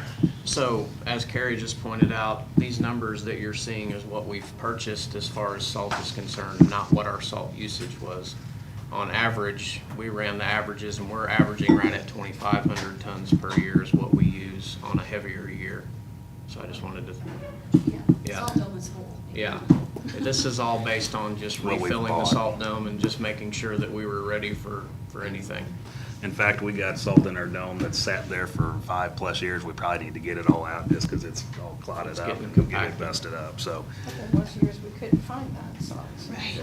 Yes. So, just based on past history, we feel it's still even conservative to just go with 3,000 tons per year budgeted.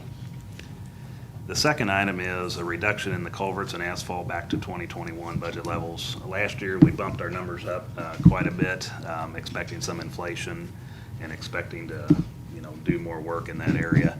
And what we have is we find that a lot of our expense in our culverts and asphalt is tied to prepping our roads for overlays and chip seals, which is a sales tax expense. In past years, we had taking some of our asphalt and culverts going towards that prep work and taking that out of sales tax. Last year, because there was a lot of uncertainty in what asphalt was gonna do and whatnot, and then even looking at it this year, we didn't have the money in sales tax to do what we had done in the past. So what we wanna do is add, it doesn't have to be a specific line item, but there'll be just an internal item in our sales tax budget for culverts and asphalt prep work in relation to the chip seal and asphalt overlays with the sales tax. So if we drop the numbers that were inflated last year to account for some of that back to 2021 levels, that would be a savings of $55,000. Third on the list, and I think is the most, in my mind, somewhat directly related to our mechanic staff and our crew in general of taking care of our equipment and making, good purchases that last a long time. We've done very good in improving our fleet. And in the current sales tax that was passed last year, enacted in 2022, we increased our equipment purchase line item to $400,000. It had been $290,000 in previous sales tax per year. So with that addition in the sales tax, and then the fact that we've done very good with our staff in taking care of what we have and fixing, for example, we have a road tractor that was in serious need of some work. It's only got 60,000 miles. It's a 2002 or so model, 2004 maybe. We've basically rebuilt it ourselves to the tune of about $10,000. We had budgeted $20,000. To replace that truck would have been Over well over $100,000. So we're doing good in making our stuff last, taking good care of it. We got a good crew. It's not just the mechanic crew taking care of it, it's also our staff taking care of their equipment that they're driving every day. We would propose that we not spend, because we don't really need to, we not spend any road and bridge funds on equipment, especially for next year.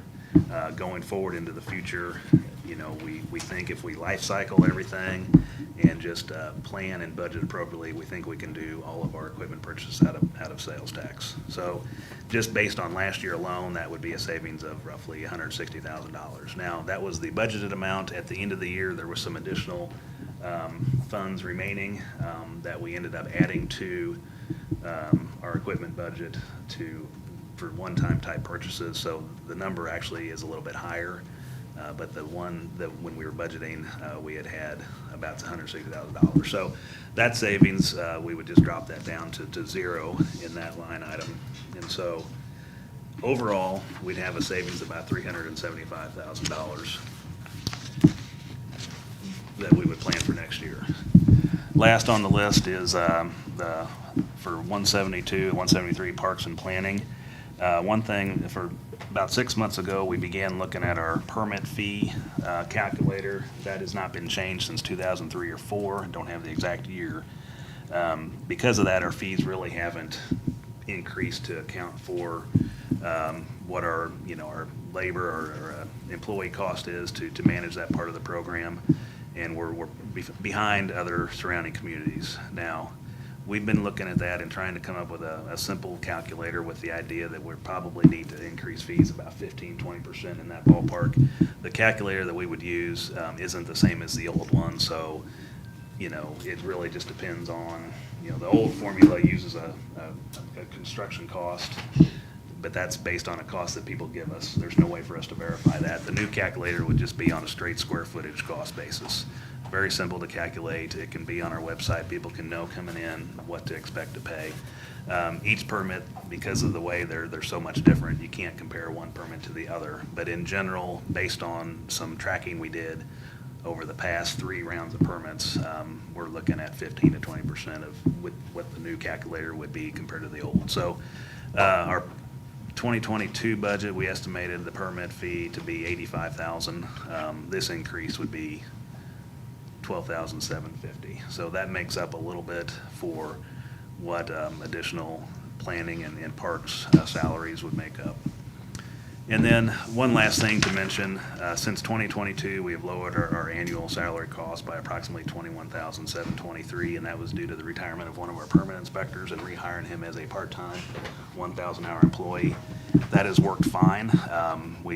Going into it, we weren't sure how that was going to track, and if you remember, one of our inspectors had to be out for 2 months due to knee surgery. That's coming again. There's another one coming for him this fall. We managed to supplement that a little bit through utilizing the city to compensate for some of those deficiencies when that person was out. But then the other permit inspector outside of that has been able to manage his hours to make that work fine. So just by reducing that full-time employee down to 1,000 an hour, that's cost with benefits is a little over $30,000 that we have saved since 2020 on that. So I know this is a lot, and it culminates with a lot of work put in by our staff to come up with this that we feel is a very good plan for our department going forward. It really puts us in a position to acknowledge and fairly compensate our employees that have been with us for a long time. It sets in place a plan for people coming in the door to know where they can go going forward. It's not just a guess and hope that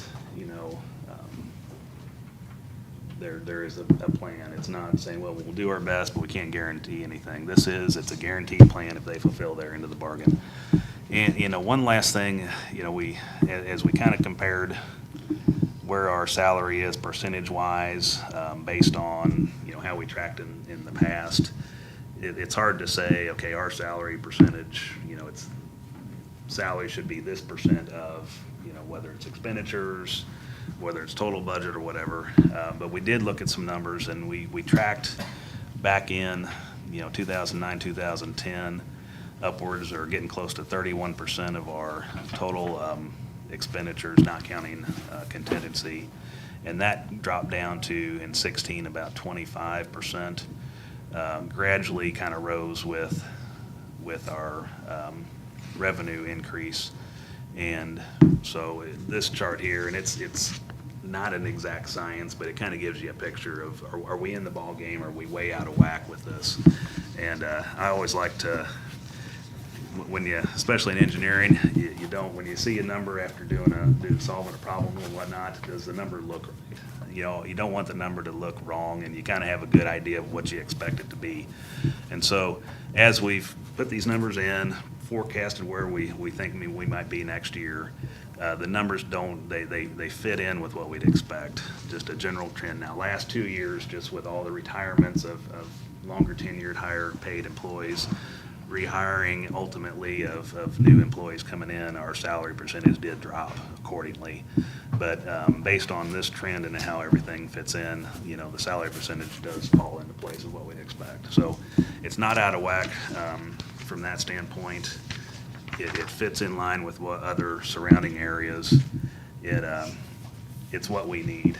We work day in and day out with our employees. We know the different challenges that they face when salary and other opportunities out there. We try to maintain as lean of a workforce as possible and get the most done that we can.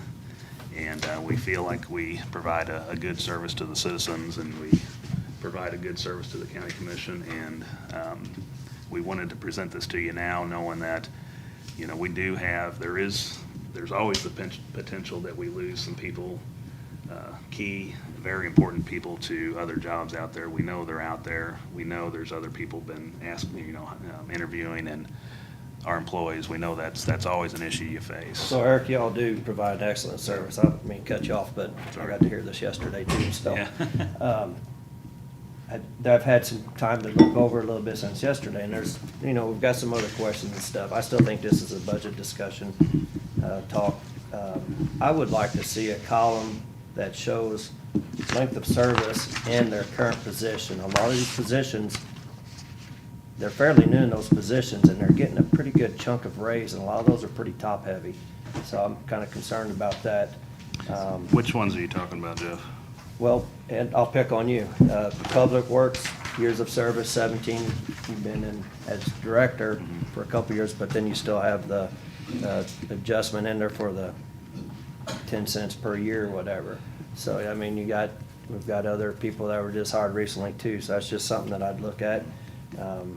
Then also, I'd like to see a column that had their current salary versus the proposed salary, the difference between the two of them, without having to go in there and add and subtract them ourselves. So the addition from current to proposed, like just a total number? Yeah, see what their difference in salary is gonna be, because I mean, I'm just kind of looking at the market adjustment, and there's some big adjustments at the top there too, and I really think that the bottom ones are the ones we're having problems probably getting people here. I think we can retain them pretty good once we get them, but when we can't get them here. So, and it means a lot more to somebody that makes less to get an adjustment like that. So, and I know these are gonna be, you're gonna have 72 columns across here, but these are things I wanna look at, is what kind of salary adjustments we've had prior to, when was the last one, Debbie? 17, 18? 19? Because we had a pretty substantial adjustment back then too. Yeah. And I don't know if that was everybody though. It wasn't. It was the So- starting. That's the problem. That's the problem, that's why But you talk about doing the wage adjustment at 10 cents per year, but that's only a one-time adjustment. How's that gonna help in the future, I guess? I don't see how that changes anything. You'll still have your COLAs in there, which we've had some pretty decent COLAs lately, especially this year. So, Well, yeah, we can show what the increase is, and, I mean, that's a simple column we can add next to proposed and percent increase or dollar increase. We can definitely do that, and that should have been on there. We just didn't think about it. We were just, that's easy to add. We can do that. Yeah, there is current current salaries here and proposed is here. Yeah, he just wants a Yeah, the cut dollar right amount. next to it to show the difference. How much of the salaries come out of the sales tax? I mean, that's where. None of it, none of it. Okay, but that's where you're saying some of it would come from. No, we cannot do that. Okay. What I would move to sales tax is just material costs for culverts and asphalt. That- More for equipment? But we're doing it, yeah. Basically, all equipment would be in sales tax. We wouldn't add also some in road and bridge. Unless, again, working with the auditor, there's some additional funds left over at the end of the year. That's what happened when Kristen was here and in talking with Mark, there would always be additional revenue that came in at the end of the year to put Okay, in the well, budget I for just, one-time expenses. bottom line is, the sales tax we gotta take care of. Because if we go out there and we start just giving people raises, next time we bring that sales tax to the people to vote on, it's gonna get shot down. Yeah. So we gotta be very careful with that. We're just shifting the monies of what we are doing to prepare work for sales tax work to the sales tax. I don't like the word shift. Well, we've been paying It's for. just, you keep sales tax and sales tax and use it for the items That's we what told we the are taxpayers. doing. And I know, but when you say shift, that does not sound good. Perception is reality to taxpayers, let me tell you. Yeah. An overlay so- is an improvement, but Yes. yet we're using maintenance funds to make that improvement Okay. happen. So I'm just instead saying, of be using very road and careful bridge with it. funds, we were gonna use sales tax funds. We've been very lucky to have this sales tax as long as we have, and I do not want to take a chance of messing that up, so. We usually try to, in our sales tax line item for overlays, we usually try to do the prep work out of that. This year, just because of asphalt being so high, shot through the roof, there was just not near enough money to cover that. And so, out of the road and bridge side, we did have to do some of that prep work in the road and bridge. But like I said, normally, last year, that's how we did Okay. things. So, yeah, understand the sales tax, it does not pay for salaries, it never will. It can't. All of that has to come out of the 211 fund. I'm gonna, in addition to what Jeff has asked for, so 34 would be the starting for a 1. Is there such a thing as a starting for a 2? No. We will only hire entry-level positions. If a 2 leaves, we'll hire a 1. And the basis for that is, we don't want to bring somebody in as a 2 or a 3 that hasn't gone through the training component and hasn't met the years of service. And so, And we've currently done that. So if you had had a vacancy in 3 and you had nobody qualified to fill it, and Mr. 3 walked in the door, you'd say, I'm sorry, we don't have a 3 position for we've you. already done We'll that. hire you We as would your hire them 1? as a 1, and we have 2 recent, 2 of the 5 new employees would have had the experience to come in as a 2 or a 3, and we hired them as a 1. And that's just our policy. So they could have all 3s or all 1s. Well, you went out and found a hell of a road guy, right? But you didn't hire him at road entry, did you? I mean, didn't you No, consider his experience? The crew supervisor, the assistant road superintendent, and on up, those would be competitive positions. Okay. And salary would be negotiable.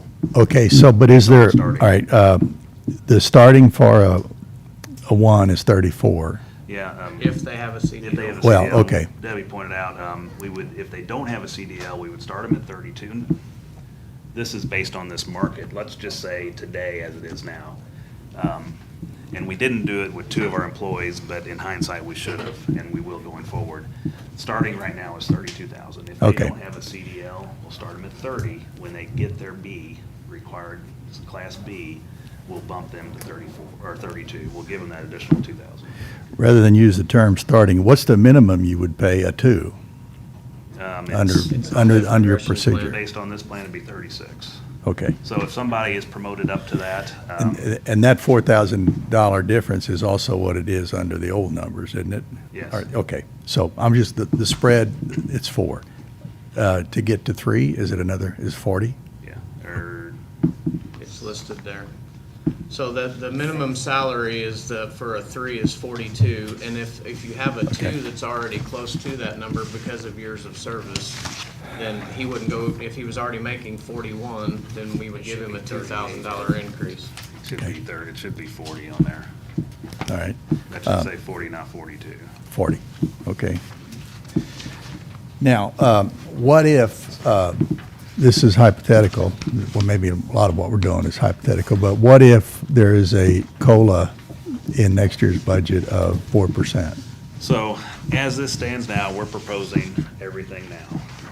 Understanding that a COLA, an additional, would be on top of what we proposed. We kind of view that market adjustment, potentially as the COLA. Of course, we looked at this relative to the issues we are facing right now and feel that this needs to be done now. But if there's some item for discussion, and I think it's a valid point, the market adjustment could be considered a COLA, and that could go with whatever the rest of the county is doing. But before that, the two critical items for us is getting that career path adjustment done, getting that to match the career path progression, and fixing the wage compression issue, and that's the 10 cents per year of service, 10 cents added to the total hourly wage per year of service. And the career path adjustment, bottom line, is about 28 grand under this latest number. This year. Yeah, This based year. on the right now number. Yes. Right. And the 10 cents is about 98 grand. Yes. Okay. And again, the career path will then change again. It will be In a additional full, yeah, in in each year. Yeah, but Yeah. there won't be as many because we're taking care of the ones that hadn't been or hadn't fit into the plan because it wasn't really enacted. Next year, it'll just be who's up on their anniversary date to move to the next level based on the plan. So it's as Matt said, I think it was about 40 total minus the 27. So is that right? Yeah. So it's in the ballpark. To say again what Eric's, this is equipment operator 1, equipment operator 2, equipment operator 3, it stops there. Signing and striping technician 1 through 3, mechanic 1 through 3, it stops there. Any of your crew supervisors positions are competitive. They will qualify for this raise, but they are not, they're the end of the progression plan. Okay, so if you had a legend down in one of the corners here that just said that, it'd be helpful to this reader, that says, these people progress through, but these people are hired at market, which are the, It says that in here. It says crew supervisor, it's got 48.5, that's negotiable, and this position is competitive. Okay. But yeah, I see what you're saying. You could say the career path, once you hit the third level, then it's on your own to, do whatever to be promotable or to be hired into the next position on a competitive basis. For instance, we have a crew supervisor position that will be posted probably at the end of the week. An equipment operator 1 or an equipment operator 3 or possibly somebody from outside could qualify for that position. It will be advertised in the paper. If this were put in place, equipment operator 3, who sort of maxed out, you might say, looking forward, he's looking at 10 cents and COLA? Is that what he's looking? Well, no, after this year, the 10 cents goes away. Oh, that's a one-time. That's just a one-time It's a deal. one-time bonus That's to get to 'em. get the compression issue. Don't say bonus. It's a one-time increase. Can't say certain words, sorry. Yeah, so, yeah, to answer your question, Harry, once this is all done and we're over with this, It's then COLA. we put ourselves in the position where we need to be going forward, and then it's just COLA or merit if there's a merit. Okay. So again, our ask is to do everything now, and it's important to us to, like I said, we got people that could jump ship if they know, if there's any uncertainty going into the next year of where we're gonna be on this. We feel very confident that this is a very equitable plan. It makes sense. It fits with what we're trying to do with our department. The market adjustment, I think that's something that, if there was an area that, if you would compare it to what does that look, across the board for the whole county, is that a similar thing, a market adjustment that's basically increasing to get to current levels with starting salaries or everything else? So that would be something that, we could figure out if does that happen now, or can that happen with budget year? But I think it's important to us to get the first and second column done now, and that would be utmost important to us right now to do that. And then the market adjustment, I think that's a discussion item that I'd like to hear your all's thoughts on that. Well, I have concern about, we're making a market adjustment now, and then if the COLA comes along and it's a healthy COLA, the market didn't go up let's say 4% between the end of August and the 1st of January. That's a little heartburn for me. Yes. But I have much less heartburn on your first two, and that's sort of where I am on it. I'm afraid to make a motion because I'm not sure I'd get a second, so I don't know. Well, I'm impressed, I really, with what all you have done.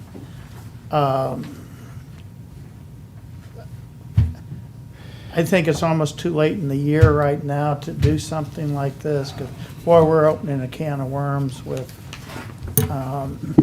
but I think you guys have done, and gal have done a wonderful job. I appreciate that, Sam. It's us working on it. It's our employees too, giving us the reason to need to do this. I would say there's never a good time to do this, except the time now. There's never the right time of the year to do it. But when you're faced with the prospect of losing some key people that could totally affect your organization and the ability to do what you're doing now, and I truly believe that, we need to jump on this now and not push it to the next year or whatever. We always, when we were doing our budget, we feel that salaries is the first item to put in the budget, because when you look at it across the board, that's our most important resource that we have.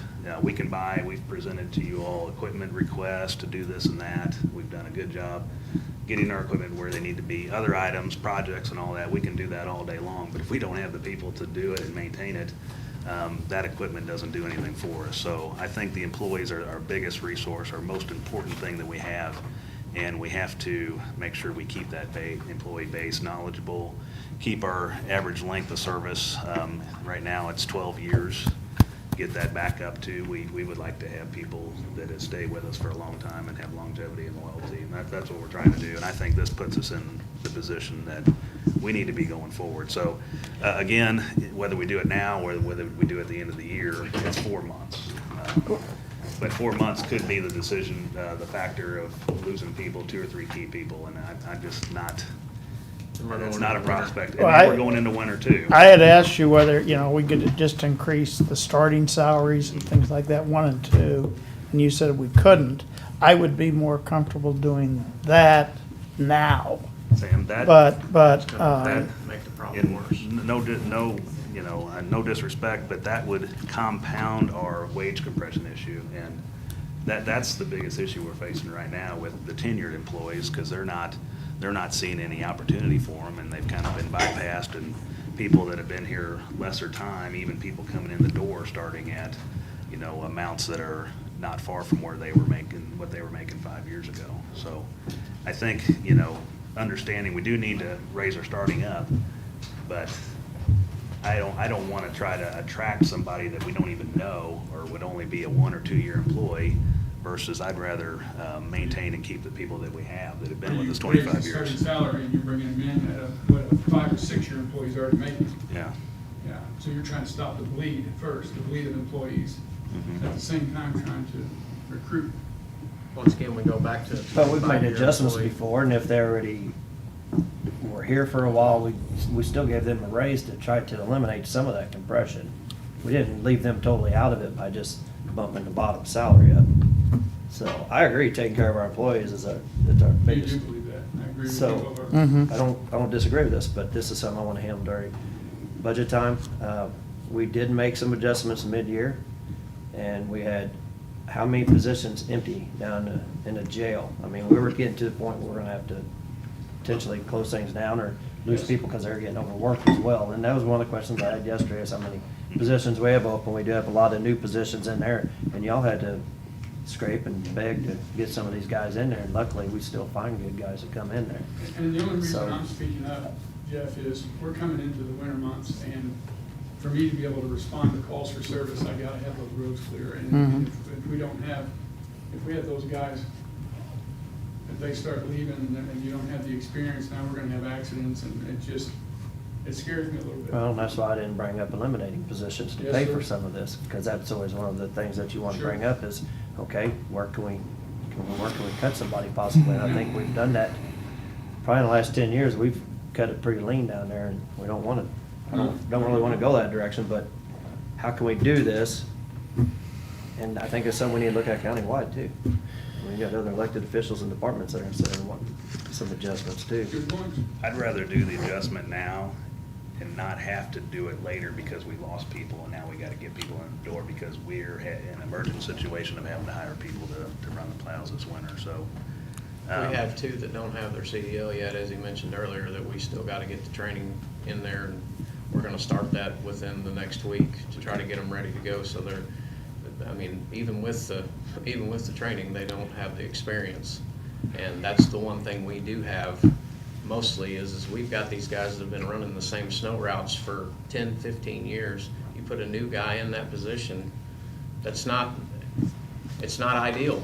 The ideal thing is to have that person that's been doing it for 10 or 15 years. He knows the people in his area, he knows where to go first, he knows every part of that territory. Another thing to add to that, for every first-year employee running a snow route, we have to stick somebody with them. And so it's always one of our people, or for our engineering techs, one of them, they'll ride with somebody until they're trained and ready, because he used to do it.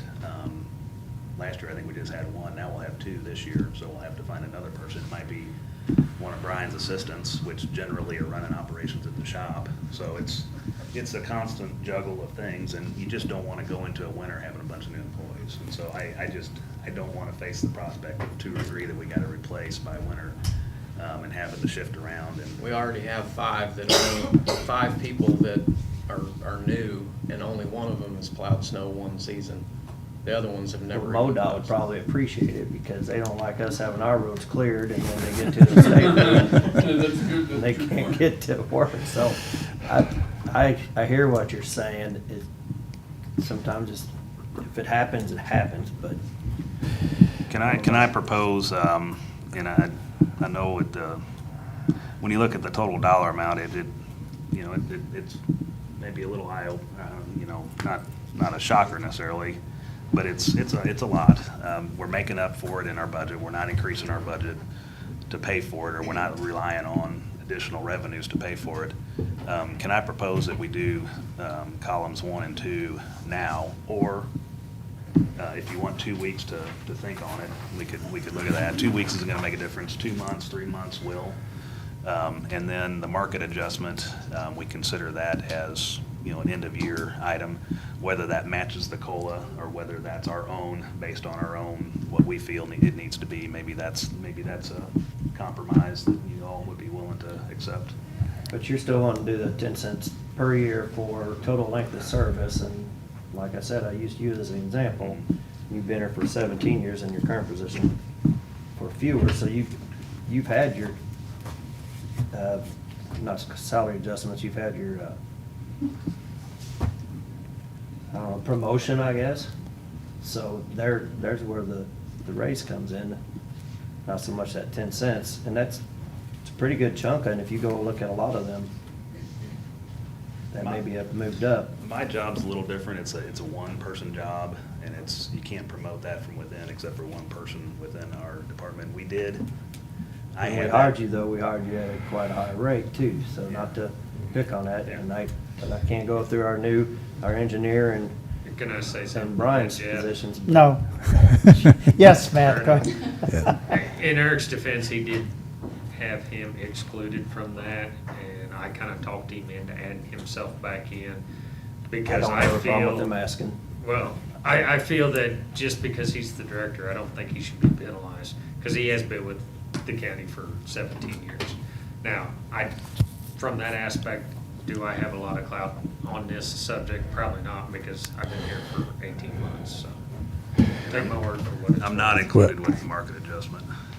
Yeah, and I think you had emailed that, you took that out too, so, and I'm not just picking on you, I'm gonna pick on a couple of the positions that are up at the top below you that have just recently filled in those positions. Not that I don't appreciate y'all, but there's a lot of places that are top heavy, and I think the ones that we're really looking at is the equipment operators and trying to do some fixing there and some of the other lower levels. And I would say that I don't feel that we are top-heavy at all. You compare us to other departments across the board, and there's other I'm levels. just talking about the adjustment and the raises. And it's, again, it's So- the years of service, it's the percentage base and all that, so you're gonna get that. I understand that. But that's gonna come with a COLA too. You know, you're gonna get that if you have a COLA also, so that's always gonna be something. Back to your sort of a compromise proposal that in 2 weeks we address career path and wage compression, and with the budget we address the market adjustment. I'd be willing to go that direction. Is what yeah. Okay, so with that said, we come back in 2 weeks and allow you and other people up here to look at it and contemplate some of the salary dollar numbers and things like that, do a little more studying on it. Understand, this is a lot of information kind of thrown at you pretty quick. Our feeling was that since it impacts the budget, we needed to get this to you now because it does change what our budget number is going to be at the end if you approve it. In 2 weeks, we're past that point, and maybe we can work with Mark on, a tweak to that if that's determined to move forward. Well, you'd have Plan A and Plan B. Plan A is that we're going to address it and solve it with some kind of version of this numbers, and B is that we don't, or A, vice versa. Again, I go back to this. This is not something I want to wait. No offense to anybody, any of you three. I don't want to wait till the end of the year to make the decision on this. I think the two important ones are the career path and the years of service to get rid of the compression. The market adjustment, COLA, I think that's up for debate and kind of falls in line with a end of year type of decision as we look at increasing our starting salary. When does the auditor yell at you for not having it in? September 1st, all the departments have to have the request in. Well, But then instead of after 2. that, then I look at it and we can work together. But he never calls the sheriff if you're 1 week late, is that right? You never call the sheriff if somebody's 1 week late? Maybe you do. I'll take care of it. Well, so I'm willing to do those in 1 week. I Column would A and be B. glad to do in 1 week, but I have a APWA Oh. conference out in Charlotte next week, so Everybody's going on a conference I somewhere. could do it by video conference if I No, had to. okay, 2 Smarter weeks. than Mac, they don't do it during deer season. I'll schedule it for. I'll pick on Mac today too. Damn right. Okay. I mean, darn right. Oh, I mean, if you put your whole plan in your budget request for next year, that's fine. Yeah. Difference might be what gets approved, what they approve, what's gonna happen between now and the end of the year. That's really the only difference. I think we can, we can work with Mark on what we think Okay. is appropriate to put in for the September 1st deadline, and then bring it back to you. I think it's September 6th maybe would be the date, 2 weeks from today. Okay. And that'll give you all, should be ample time to look over everything. And I appreciate the consideration. I appreciate you listening and hearing us out. I know it's taken a long time, but it's taken a long time to come up with this, so we tried to put forward our best effort to address our current employees, new employees coming in the door, and just making sure that we're in the right position to provide the level of service that is expected and maintain our staff. And that's what's expected of us as management, to maintain a good staff at Public Works, and I think this will do it going forward. So I appreciate the consideration, and we'll have things communicate back and forth as needed over the next 2 weeks. Again, I'll be out next week, but I won't be out now. I'll still be able to talk back and forth and work on things. So we'll still do that and be ready in 2 weeks to have some more discussion and hopefully make a decision on it. Okay. Appreciate everything. And is there any other questions of me or any of the rest of us? I still want to commend you, though. You got a lot of stuff in that. Is somewhere in here the how to pay salt 160, culverts 55 at is that in here somewhere? Yes, it's in the narrative on the third page. Put a schedule in there with it. Schedule as in, like going back the prior year. No, we're just looking, I just want a schedule that says how to pay. Okay. Salt, 160. Basically just a summary of everything. Yeah, right. Okay, that's simple. Yeah, we can do that. Okay. And we'll clean this document up and. And, you know, any of these that have, when you're working on an Excel spreadsheet, I know I'm getting in the weeds here that I shouldn't, but if you've got a column here for the end date and everybody's got the same end date, we don't need a column for end date. Oh, yeah, I can go away. Got it? And if we have a column for length of service, it doesn't have to be 15 characters wide. 3 characters wide gets it. I'm trying to get these so that when we say print on one page, an old man can read it. That's what I'm after here. Right. So we'll get the Okay. Excel, the Debbie and Excel sheet and clean it up and move forward. So. Okay. Again, I appreciate everything.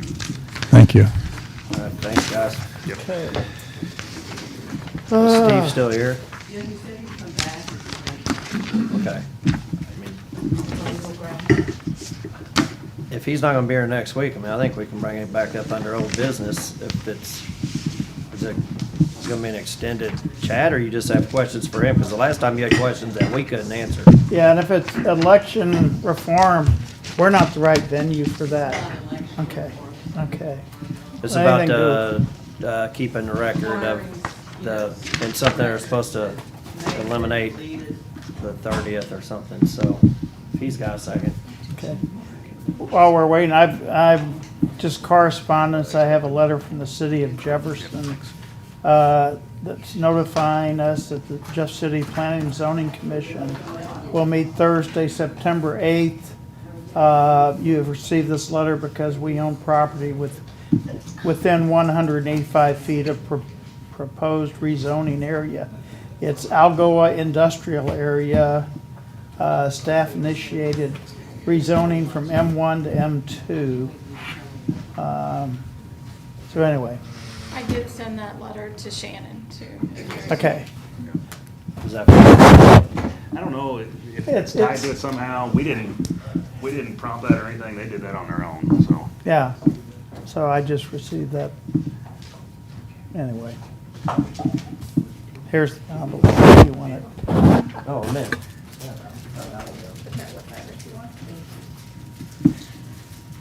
All right, well, thanks, Steve. I was just gonna see if they have questions you can answer right away. I don't know if it has anything concerned with those.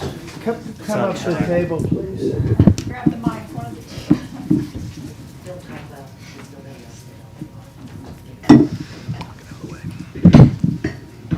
You need one? I'll speak in this one.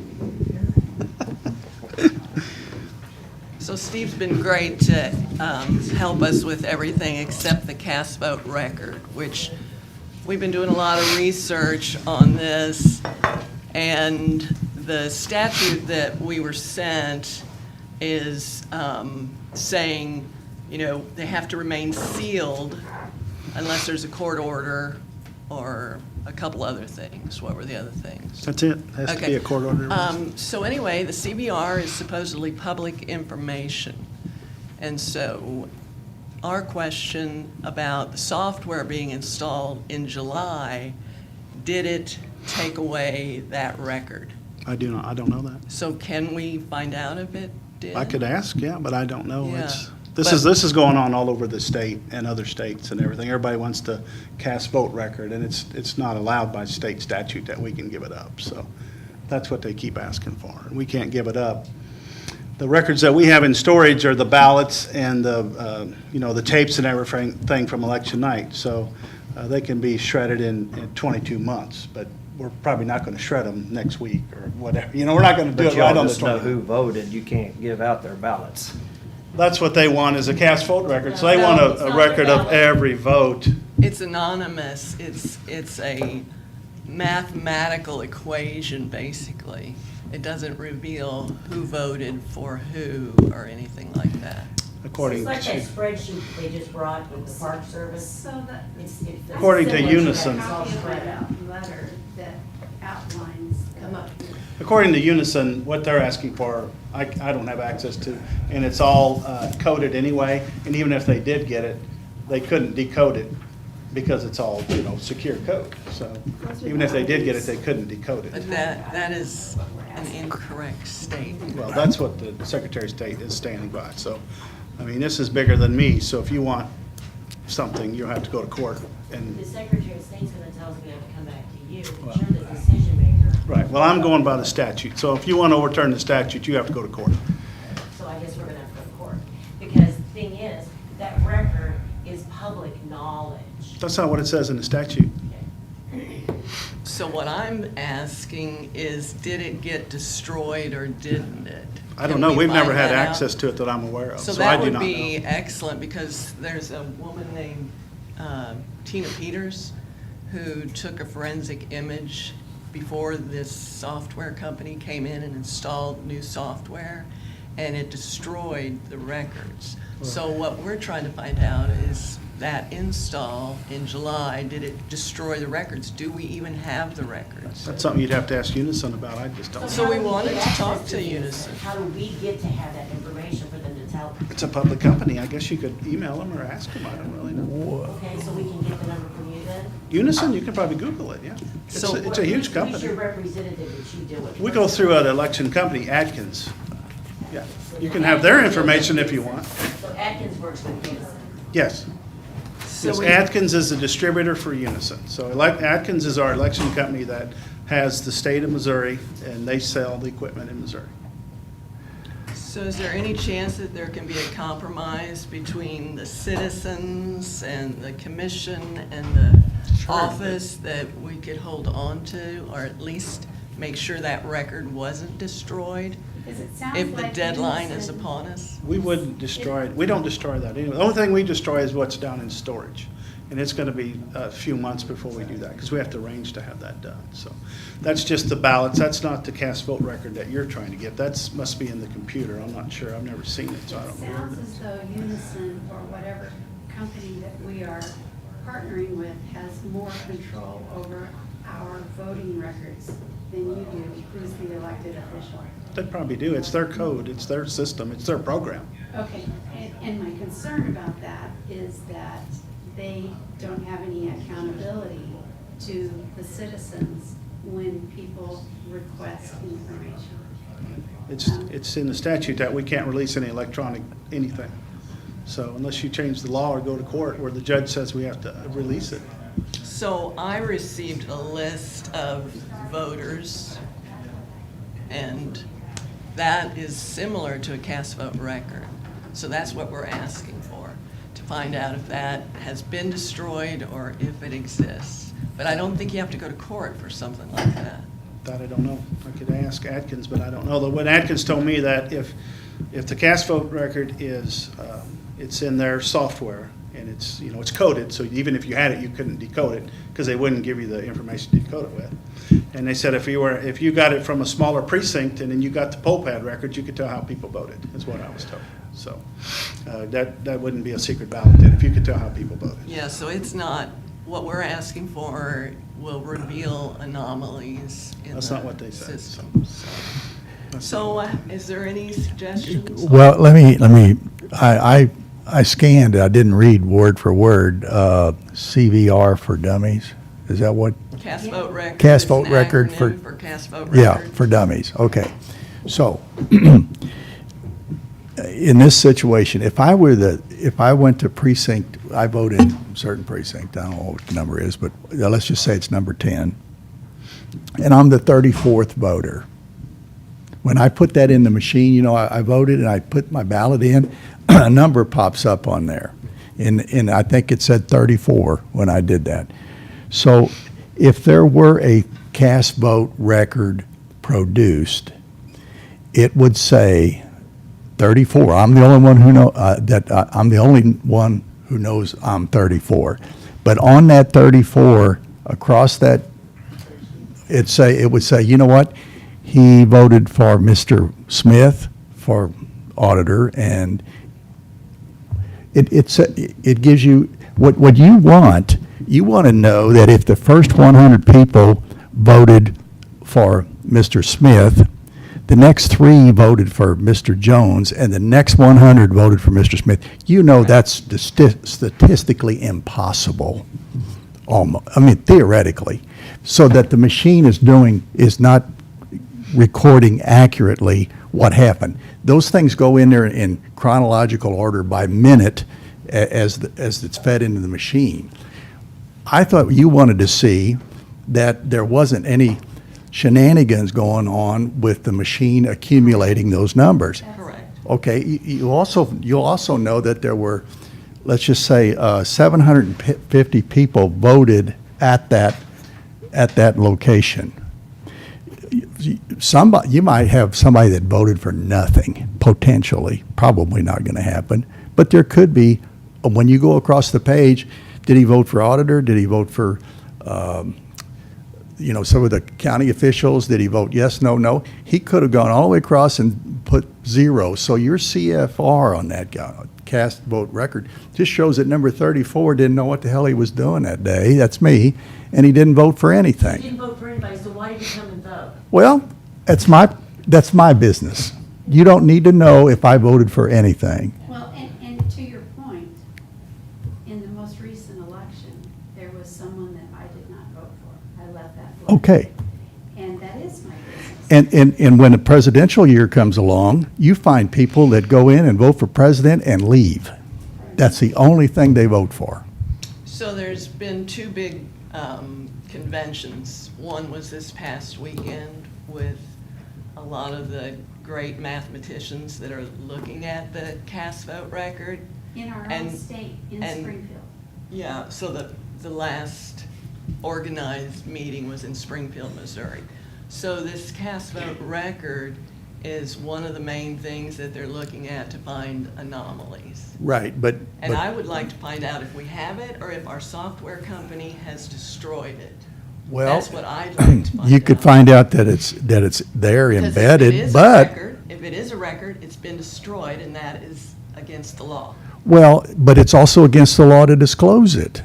According, the CVR, according to Steve, according to Missouri state law, and actually It's very that's, similar to the list that I got, well, but it reveals other things. okay, but than the voter. what you sent to me one time was some national news on CVR.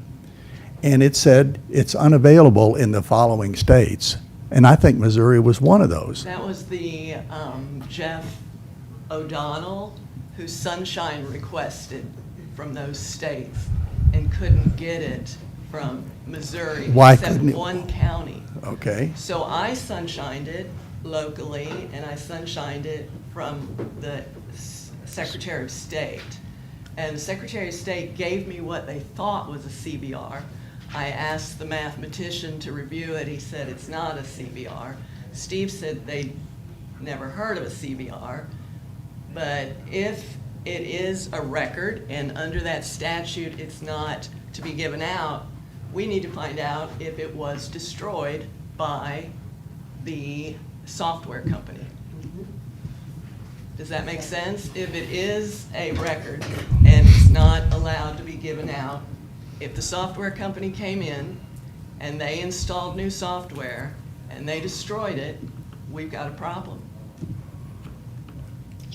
It'd still be on our laptop. That's probably where it's stored at, on our laptop. I would assume it's not on our machines, but it's probably on the laptop. But I can't give it out. It says you can't give out electronic records without court order. But don't you see that that's a big question for us, that a software company has more oversight and regulation over our votes and the collection of them than our county clerk does? He's not even given the information that he could respond and. Then it wouldn't be a secret ballot. If I could go Well, in no, and no. see the record, and I could tell on the poll pad, who was the first voter, who was the second voter, who was the third voter, what ballot was first, second, third, I could tell how you voted, who you voted for. It's not a secret ballot. I would rather The cast vote record doesn't tell the name of the person. But it tells a number. So if you have a slow precinct, and you have 30 people that voted there, and the first one, second one, third one, you could tell their timeline, you could tell how people voted, and it would not be a I secret don't ballot. care how they vote. Well, that's not, you can't. It's wanna a secret know- ballot. It doesn't matter. Poll pad. You can't have access to But that you have to information. have access to the poll pad to compare it to the. So- Right, and you can CDL. sunshine request that. So, But we have I think access the to the question poll is, pad? can we find out if some information was destroyed. deleted, destroyed? I could ask him, but I doubt it. I think it's probably still on the laptop. But I think that's what the question is right now. I mean, the other questions that y'all have aside from that, so. I think could ask can- if it's can still we- there. They still can't have it, but I could ask if it's there. And what? That's the way I understood it is, yeah, it's still there, but you can't have it. Right. And I think it's on. Without a Get court that order. information Yeah. for them. Then we can let them know that That's- we still have it, and then if you wanna go get a court order, Yeah, you have to go to court. I mean, it would have to be a court order to Yeah. release it. Carla, are there, We are absolutely not interested in who voted how. That, we are not interested in that. As we presented a couple of months ago, our wholehearted drive here is to make sure that each voter, even those that I am diabolically opposed to politically, that their vote is counted the way they cast it, and so is mine. That's our whole intention here, is to make sure that it is that way. And because we've partnered things out, Steve doesn't have a way to make sure that things are correct. We just had an issue that was published in the paper a few months ago where there was an issue with our voting process. And that was corrected. We just talked about where they got the wrong ballot, where no ink programmed it wrong. in July, when you reinstalled all the software on all the machines. it So we was have based updated- on- yeah. updated the And so software. that's when we understand software companies in other counties and states have deleted records. So we're trying to find out if the software companies But I don't think the here- information stays on the machine. It stays in our computer. It's on the machine as well, according to the mathematicians. All those ballots, I wouldn't imagine that the memory would be enough to hold all of that for every election for the last. Carla, are there some states that, that broadcast the CVR? In other words, where they, In so, fact, in this symposium this weekend, every single state in the United States presented, and every single state in the United States showed proof that there were flaws in their voting process, every single one. well, my question is this. If some states say, you want the CVR? Here's the CVR. In Missouri, you want the CVR? Sorry, you don't get the CVR. Well, Now, what does their statute say differently than our statute? Change the statute. so the Secretary of State sent me what they thought was the CVR. When I sent it to a professional, he said, no, I've received this a few times, it's not the CVR. So the CVR is public information. So the statute, if it applies, I'm just asking that we find out if a record that is supposed to be private has been destroyed. Because if it has been destroyed, we've got a really big problem with our software company. Well, we have a big problem with the statute. What's the problem with the statute? The statute doesn't, Doesn't allow it to be released. Doesn't It says allow it to be electronic released. record. You would like the Missouri statute to mirror another state's statute that says CVR, here it is. Well, why would the Secretary of State send me something that they think is a CVR? I don't know, maybe because they haven't been asked for one. CVR is not under that statute, but if it is under that statute, we need to find out if it is a record that shouldn't be destroyed and has been. The question in front of us really is, did he break the law? That's your No. question, that's No, not my well, question. It's not are ours. you saying that he broke the law? I No. didn't say that. Okay, so if he's not breaking the law, but the law doesn't let him do what you want him to do, change the law. That's what's got to happen here. Gotta change the statute. Change the Steve, can you, statute. can I you don't think so. check, can you go and check and see if these are available. I can see if they're And if still on a not, laptop, which I'm sure they find are. and then basically you're gonna have to go to the legislature. Sam, if it's on the machine, we don't have a problem, okay? It's under the statute, you can protect it, but if it has been destroyed, do you understand? I do The now. record's They just no want to make longer sure the there. record's Okay, still there. so And can, that they haven't come in and can erased you it. talk to Atkins and Yeah. everybody and I can do find that. out and give them an answer? Sure, I can do that. Okay, Correct. That's what Okay. I thought the question was. The rest of Oh. it's kind of yeah, yeah. down in the. Yeah, so- I mean, so- Make sure it's there. They Wink can't at me have like it, you do, No, but they can't. I'm sorry. But I can make sure. You wink at me unless like they you have do, court Jill. order, so. No, I'm just saying Change the law, so. if she's tracking along with us on, I didn't wink at her. It's all right. Okay. Hey, I look. didn't tell him he was breaking the law. Well, okay, if he's not breaking the law, he's doing his duty, but the law doesn't let him do the duty that you want him to do, you need to get the law changed. That's where I'm going with I this. think you're the lesser magistrate and are in Oh, charge. don't start with that lesser magistrate. We're not No. going to be able to overrule a Western District Commission or judge. We're not going to be able to overrule the legislature where they passed a law, both houses, and the governor signed it. We can't change that, even though we say, hey, this is Cole County. We're going to do it the Cole County way. No, we got to follow the statute. And so does he. So if the record is there, Okay? we're in good shape. Yes. But if it's been destroyed, we're not in good shape. Does that But- make sense? Well, if it's there, but you can never see it, then what good did it be? Is it that it's there? The things that are Then happening. we would go to the Secretary of State and see if we can Get him to get get him to get a copy for us. But if he follows the law too. But he gave it to us once. Steve, if you could just check Sure. and come, give them an answer whether, Sure. where it is, if, then, Absolutely. But there is a disconnect in what we're understanding here, because if the software company has that ability to change our records, do we still want to use software companies And that have that's why the state of Louisiana. power over our votes? No, we don't. That's what we're trying to get at. I hear you that. That's Okay, why, that's okay. what, when you sent me the paperwork Right. on this cast voter record, that makes sense to me. And it Yeah. makes, there's some, you got to be careful though, because if somebody's sitting out in front of the poll and he's going, Mary was number 1 and Harry was number 2 and Carla was number 3, now I want to get the CBR. If they went in consecutively, did they deposit their ballot in the machine consecutively? I can figure out how they voted if I have the CVR. Well, I don't care how they voted. I just want to know that our Well, elections are But proper. But it might not be- but the voter care, People that Yes, would they want to know know that. that. the voter cares.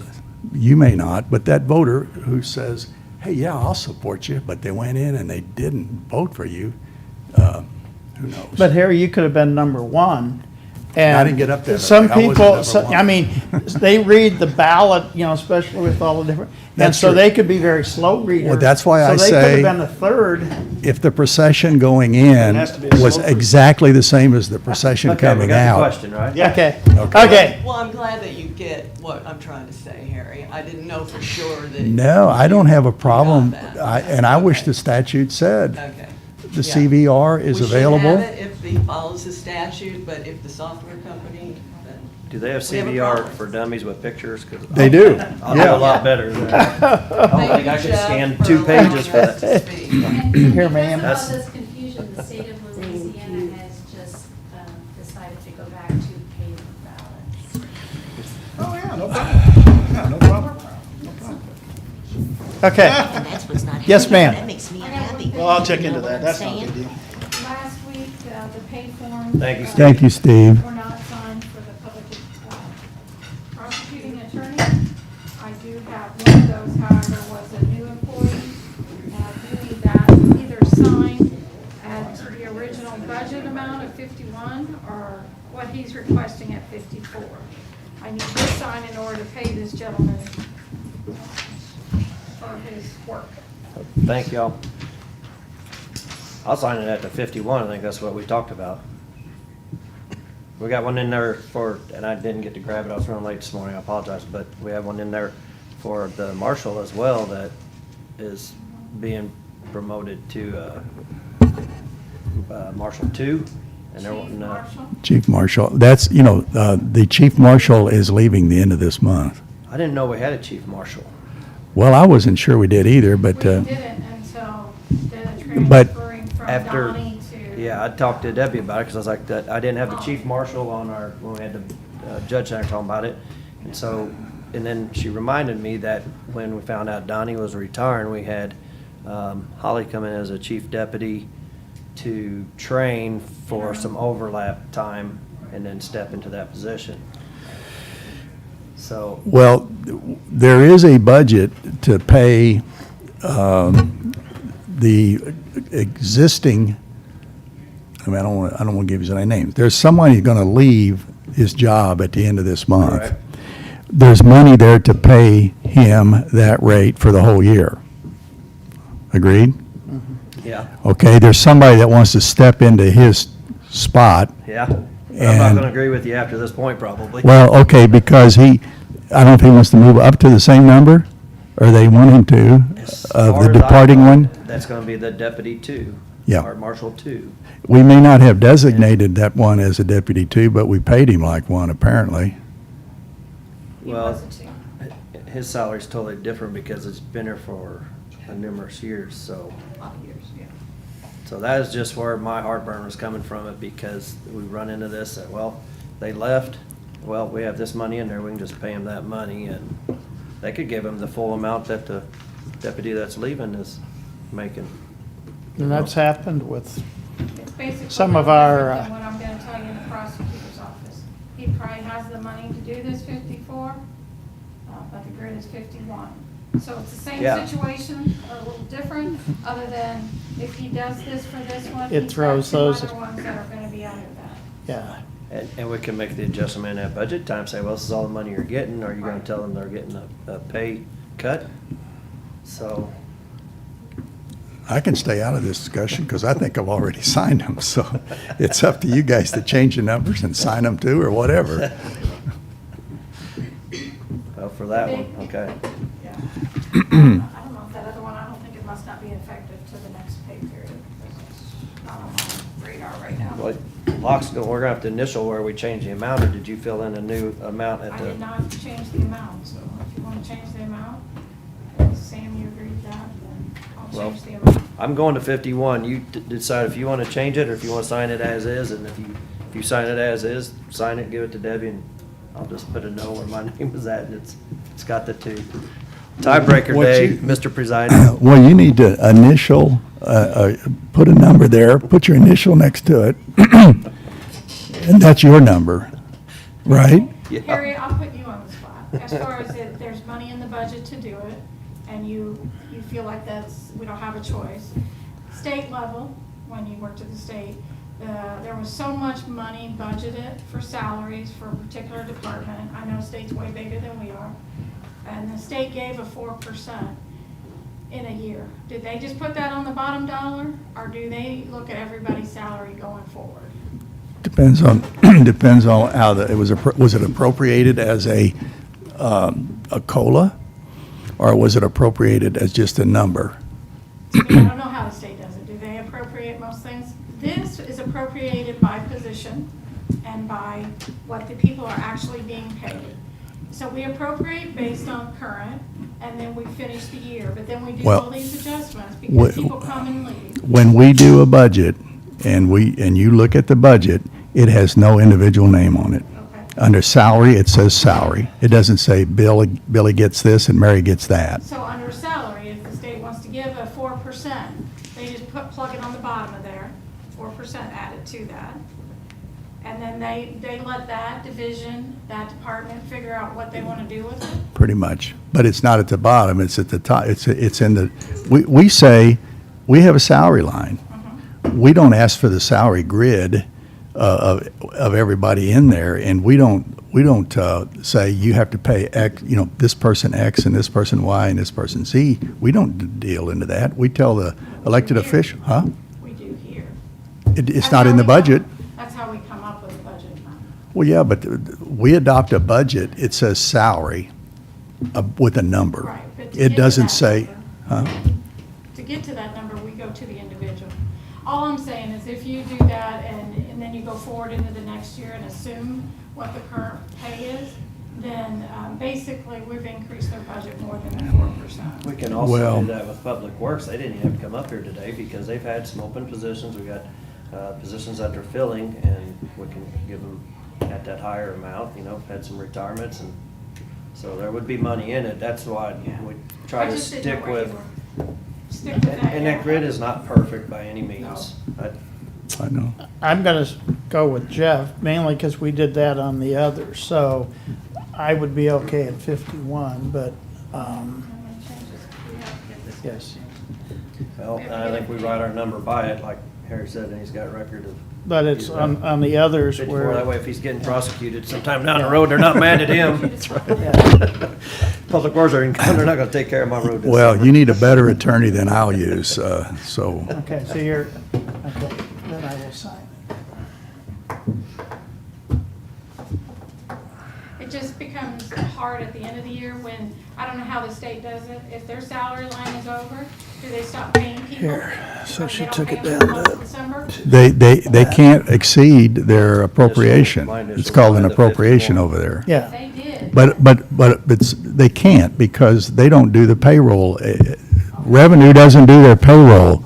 OA does. And OA keeps, Office of Administration stops it, doesn't let it go past the number. And that's why I say, because when you guys approve the budget, you put in that court order that says these lines shouldn't change, and this is how your salary should be done, that you guys do have that control. We do, but we don't have it by employee. We have it by the elected official. If he keeps his salary under the appropriation, he kept his salary under the appropriation. End of discussion. And then how do you appropriate it the next year? We worry about that when we adopt the budget the next year. I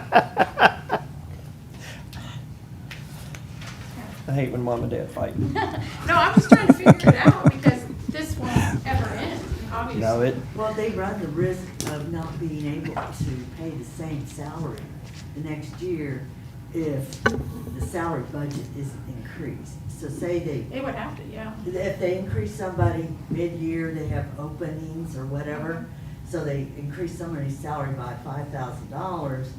So if the next year the commission appropriates the same budget, Right, and which we've done, we appropriate then based on. that person's gonna get a pay cut. Yeah. Has that ever happened? Never. I have no Never. idea, Larry. I'm just telling you what the law. It's never happened. It's not in never 14 But years I've been under.